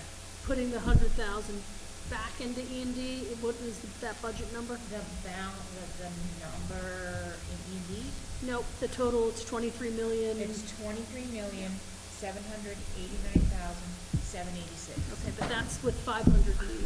500. So what is it with 600 in E&D? I'm sorry, I should have been more, I didn't say that, and that's what I was asking. Beyond me, wondering why you because I asking didn't it ask again. that question. Well, it's the same number, you're just switching the expense from I'm the sorry, town from the to towns, us. yes, I'm sorry, Yeah. yes, Right, okay. so it'll just be Yeah, a- I'm a little slow on the uptake Yeah. there. Okay, and it's the town assessment that changes. Okay. So, we've got 2 different scenarios, same budget number, 2 different impacts to the town. We had a motion on the floor to accept the principal request number. Would someone like to make an amendment for anything at this point? I'd like to make an amendment Okay, please do. to make all those changes. So taking out the OPED, taking out the kindergarten special ed teacher, using 500,000 in E&D instead of the 600,000, and 3 kindergarten pairs added. So you want to move the E&D down to 500? Yes, down to 500, yes. So that's Danielle's amendment. So that number would be modifying the budget number to 23,789,786. It would change the funding mechanisms to what this is funding, as she outlined. I'm just going to say it again, adding 3 kindergarten paras, removing the OPEB funding, and removing the middle school special ed teacher. Kindergarten special ed. Kindergarten, sorry, I wrote wrong on my list here, sorry, that's my fault. So that is the amendment on the floor. Is there a second on that? I'll second, but what's the actual? So the actual number, it's still 23,789,786. The town assessments will change because the 500,000 versus the 600, so we have a motion and a second on the amendment. So now we need to vote to accept the amendment to make that the main motion on the floor. We're not voting on it, we're voting just to accept it. So we'll do a roll call vote on, unless someone has a comment? Okay, we'll do a roll call vote to accept the amendment for us to then vote on. Mr. Mason? Who's down there? Mrs. Yes. Okay, Shauna, Danielle, Yes. Heather, Jen, Yes. Jeff, Yes. and I say yes. So we have a brand-new motion on the floor that we will be debating and discussing. So the new motion is for a budget number of 23,789,786, and with the different changes that I had outlined. So discussion on that. Does anyone want to discuss any of the changes we made, amended? Usually we just do one more amendment and then we've got a. Mine's not really a discussion, more of just a piece since the town's families, parents, are watching. If we could have that number, maybe not right now, but, tonight or in the morning, to have this number up with our changes, so it's very clear to them if we do proceed forward. That won't, yes, Madam Chair, that'll happen. Please give us the balance of the morning. No. Not tonight. So, but what I do need is I need all the numbers Yes, to we're vote working- on. we're doing so that now. So that piece we'll have, and then they'll post everything. While we talk about this. Forget No, no. it. If we could just go through this while she's doing the calculation, Yeah, I yes. think. So if you want to give me my Yeah. cheat sheet too, Anne Marie, I don't know how easy it is to just handwrite. You want me to give you Yeah. anything back, you let me know. I guess my point was just to be clear, I know, just to go back, we talked about different changes, and then it's not always clear to everybody, so, what the number, transparency, the number, what the changes are specifically. So we have an active motion on the floor, so I need to, I'm drawing a blank on the actual, what I need to do to kind of park it, so we can come back to it. Lay it on tape. You want to, okay, so, and that's an actionable motion, we need to vote to lay that on the table so that we can come back to it. So I have a motion, then Mr. Mason says that he would like to lay this on the table. Do I have a second? Second.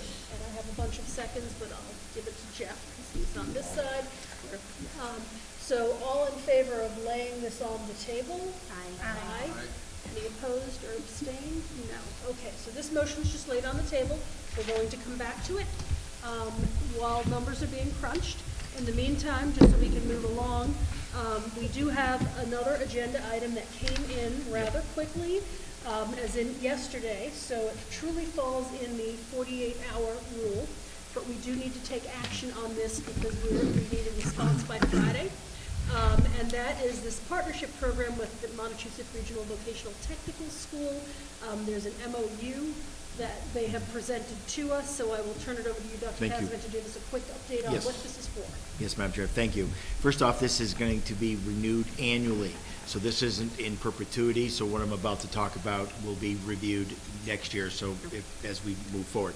Ultimately, Narragansett was invited with Fitchburg and Gardner to enter into a partnership with Monty Tech to offer 12, in Narragansett's case, 12 students vocational training. They will remain Narragansett students. They will go to vocational training as a junior and senior in the areas of carpentry or electric, and they will go 1 week on, 1 week off. Okay. The cost that will be, how will this be paid for? Monty Tech received I think it's one of the largest vocational grants ever awarded. I believe that's true, but it's well over $1 million to fund and to rent a building and all of these type of things.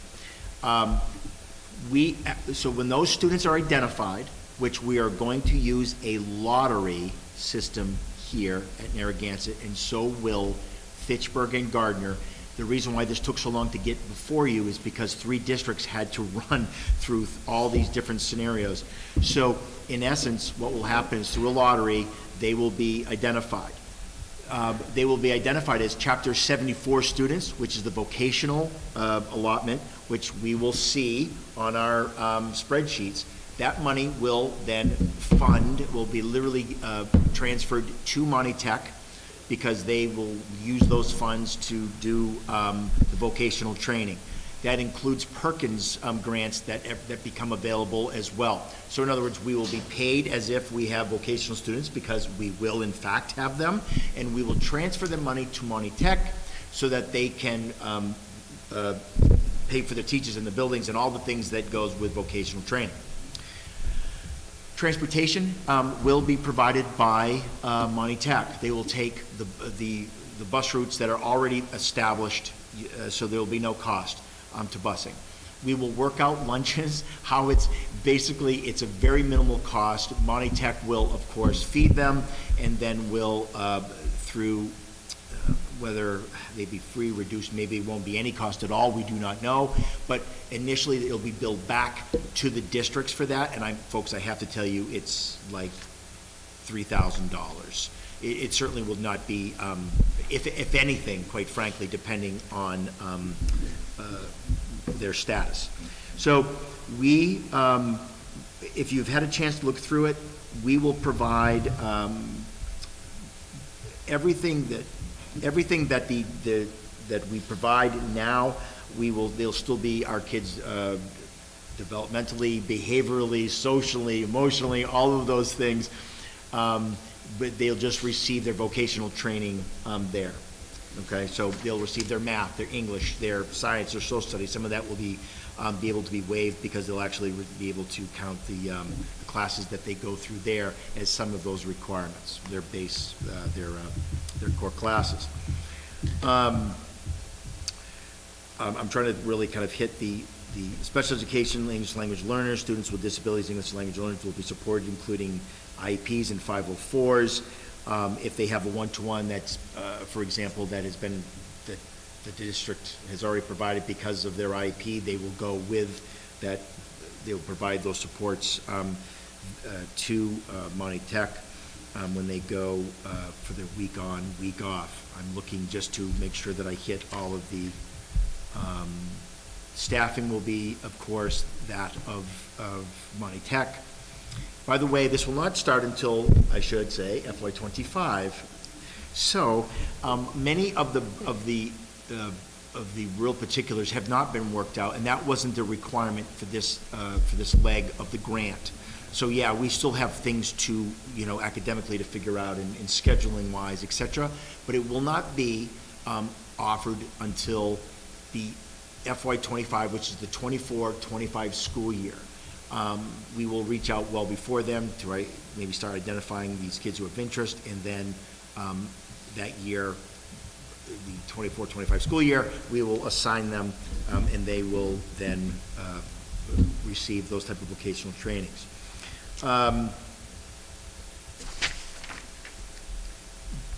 Let me just say this. I have been a critic of vocational training. Not vocational training in the sense of the kids who receive vocational training, but the manner in which they are picked. I have been very vocal, very open about that. I still am very vocal that I do believe that this is a great start in what could be a seismic change on some of these kids who are not able to get into vocational schools for whatever reason. We don't need to get all into that tonight, but they'll be ours, and we'll get to pick them. And that is going to open up some unbelievable opportunities for kids who desperately need a host of things. This opens us up for credit recovery, dropout prevention, bringing kids back into, who may have dropped out, bring them back. Again, we don't have all the answers, but we have worked very collaboratively with Fitchburg, Gardner, and of course Monty Tech, and we like what we're seeing so far. There are some snags. We still think that some of that grant money should come to the individual districts, because we're going to have to find money, I believe, to hire a person, a teacher, because Mr. Ivan has already left, but he would love to hear that a math teacher is going to teach 6 juniors one week, go, here's your assignments ahead of the time, and then come back basically 2 weeks later. That's not doable. In our world, it does not fit. So there are some bugs, but everyone knows that. And that is what the next leg of these plannings are. I would say this, if I am in support of this, you have to know that it must be pretty good, because I have been very critical to this, because I do not believe that our special needs students, our ELL students, especially, and children of color, collectively, have been duly represented in our vocational system. This is I think this is a great step forward. I think that I'll just leave it at that, because I could just go on, but I know that it's. How about we do this, let's get a motion on the floor, and then if anyone's got any more questions, we can do that. So I would entertain a motion to approve this MOU to move forward with the planning of the partnership program with Massachusetts Regional Vocational Technical School as presented.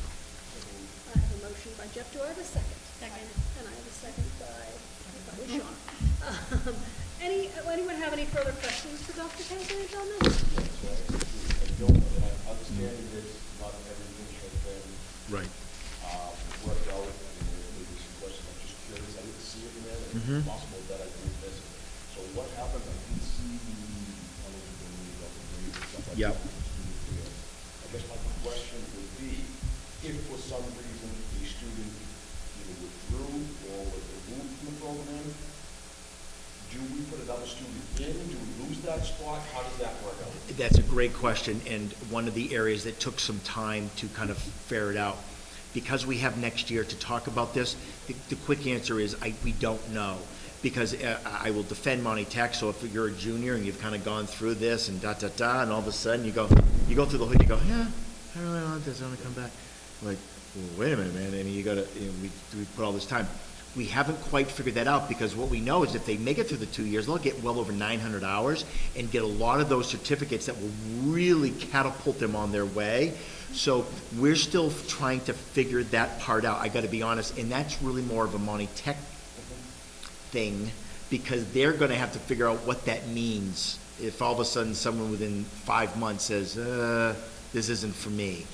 So there might be a contract, there might be this, there might be that, but look, to be honest, we don't know yet. And we all ask that same question, and Monty Tech's like, I don't know. To their credit, said, I don't know. And that's a great question. So we'll figure it out, but if there's 12 bodies, I want 12 bodies in there. And so, absolutely, that is really what we'll be discussing next, quite frankly. Any other questions? Okay, seeing none, all in favor, we'll do a roll call on this, just so it's recorded properly. Hank? Shauna? Yes. Danielle? Aye. Heather? Aye. Jen? Yes. Jeff? And I say yes, so that was unanimous. So we have approved, and I got to sign something at some point, and make it happen, and we'll be moving forward with this MOU. I'm very, very excited about this. Yeah, I am That too. missing piece that we've been, hoping it happens, and this is good stuff. Okay, so we have a motion that we've laid on the table, and again, parliamentary procedure-wise, Mr. Mason, is there something I need to do to bring it back onto the table? Okay, so Mr. Mason moves that we bring that motion right back to the table. Do I have a second? Second. And I have a second from Jen. All in favor? Aye. Opposed, abstained? Okay, so unanimously, so now we have a motion on the floor, and that motion would be that the Narragansett Regional School District School Committee vote and certify the amount of $23,789,786. Do I have a motion? I have a motion by Jeff. Do I have a second? Second. And a second by, is that Sean? Hank. Okay. Any questions, comments, or concerns? Okay. Seeing none, we'll do roll call. Mr. Mason? Aye. Do first names. Let's go for Shauna? Yes. Danielle? Yes. Heather? Yes. Jen? Yes. Jeff? And I say yes. So that was unanimous. The next action is for the estimated income vote. So I would entertain a motion that the Narragansett Regional School District School Committee vote the estimated receipts of $13,722,725 for the fiscal year 2024, which is based on $12,340,849 of Chapter 70 funds as calculated from the governor's FY24 budget of March 2nd, 2023. It also includes $31,646 of charter school reimbursements from the FY24 cherry sheet estimates of March 2nd, 2023, $605,230 of Chapter 71 special regional transportation from the FY24 cherry sheet estimates of March 2nd, 2023, $500,000 of FY23 certified excess and deficiency funds, and $245,000 of FY24 Medicaid receipts. Do I have a motion? I have a motion by Jen. Do I have a second? Second. And a second by Heather. Questions, comments, concerns on this? Seeing none, we'll do roll call. Hank? Aye. Shauna? Yes. Danielle? Aye. Heather? Yes. Jen? Yes. Jeff? And I say yes, so that was unanimous. Okay. Couple more. Next, we'll do the assessment vote for the Town of Templeton's assessment. I would entertain a motion that the Narragansett Regional School District School Committee vote the assessment to the Town of Templeton in the amount of $8,133,144 for fiscal year 2024. Do I have a motion? I have a motion by Hank. Do I have a second? Second. And a second by Jen. Questions or comments? Seeing none. Hank? Shauna? Yes. Danielle? Aye. Heather? Jen? Yes. Jeff? And I say yes, so that was unanimous. Right, and the last one. I would, this is for the assessment vote for Phillipston. I would entertain a motion that the Narragansett Regional School District School Committee vote the assessment to Phillipston in the amount of $1,933,917 for fiscal year 2024. Do I have a motion? I have a motion by Jeff. Do I have a second? Second. And I have a second by Shauna. Any questions, comments, or discussion? Seeing none, we'll vote. Hank? Shauna? Yes. Danielle? Aye. Heather? Jen? Yes. Jeff? And I say yes. So that was also approved unanimously. We have a certified budget that we will present to the towns. We have 10 days to get that to the towns, which I'm sure once our treasurer gets in, probably she'll work on Fridays. She wants to do it tomorrow. There you go. So she will be doing it tomorrow on Thursday, and it will be out the door. So I want to thank everybody for the very good discussion. I want to thank the public, too, for coming out and being heard. I do want to just put one last reminder that this was great for the public to get involved and let us hear them. We still need the support at the towns, so it's really important that everyone come out to town meeting because that's where this will come into play. So, what do we have left for today? I think we were planning on executive session. Let's see, where am I here? No. We were planning on executive session, but we're not. We actually don't need to. So I want to remind everybody, our next meeting is actually next Wednesday. It's a regular meeting, 5:30 right here because we've been loving getting together every week and have changed the schedule. And I would. Move to adjourn. Do I have a second? Second. And a second. All in favor? Aye. We have that was unanimous. We officially adjourned. Thank you everyone once again for coming, and our meeting is officially closed. Thank you.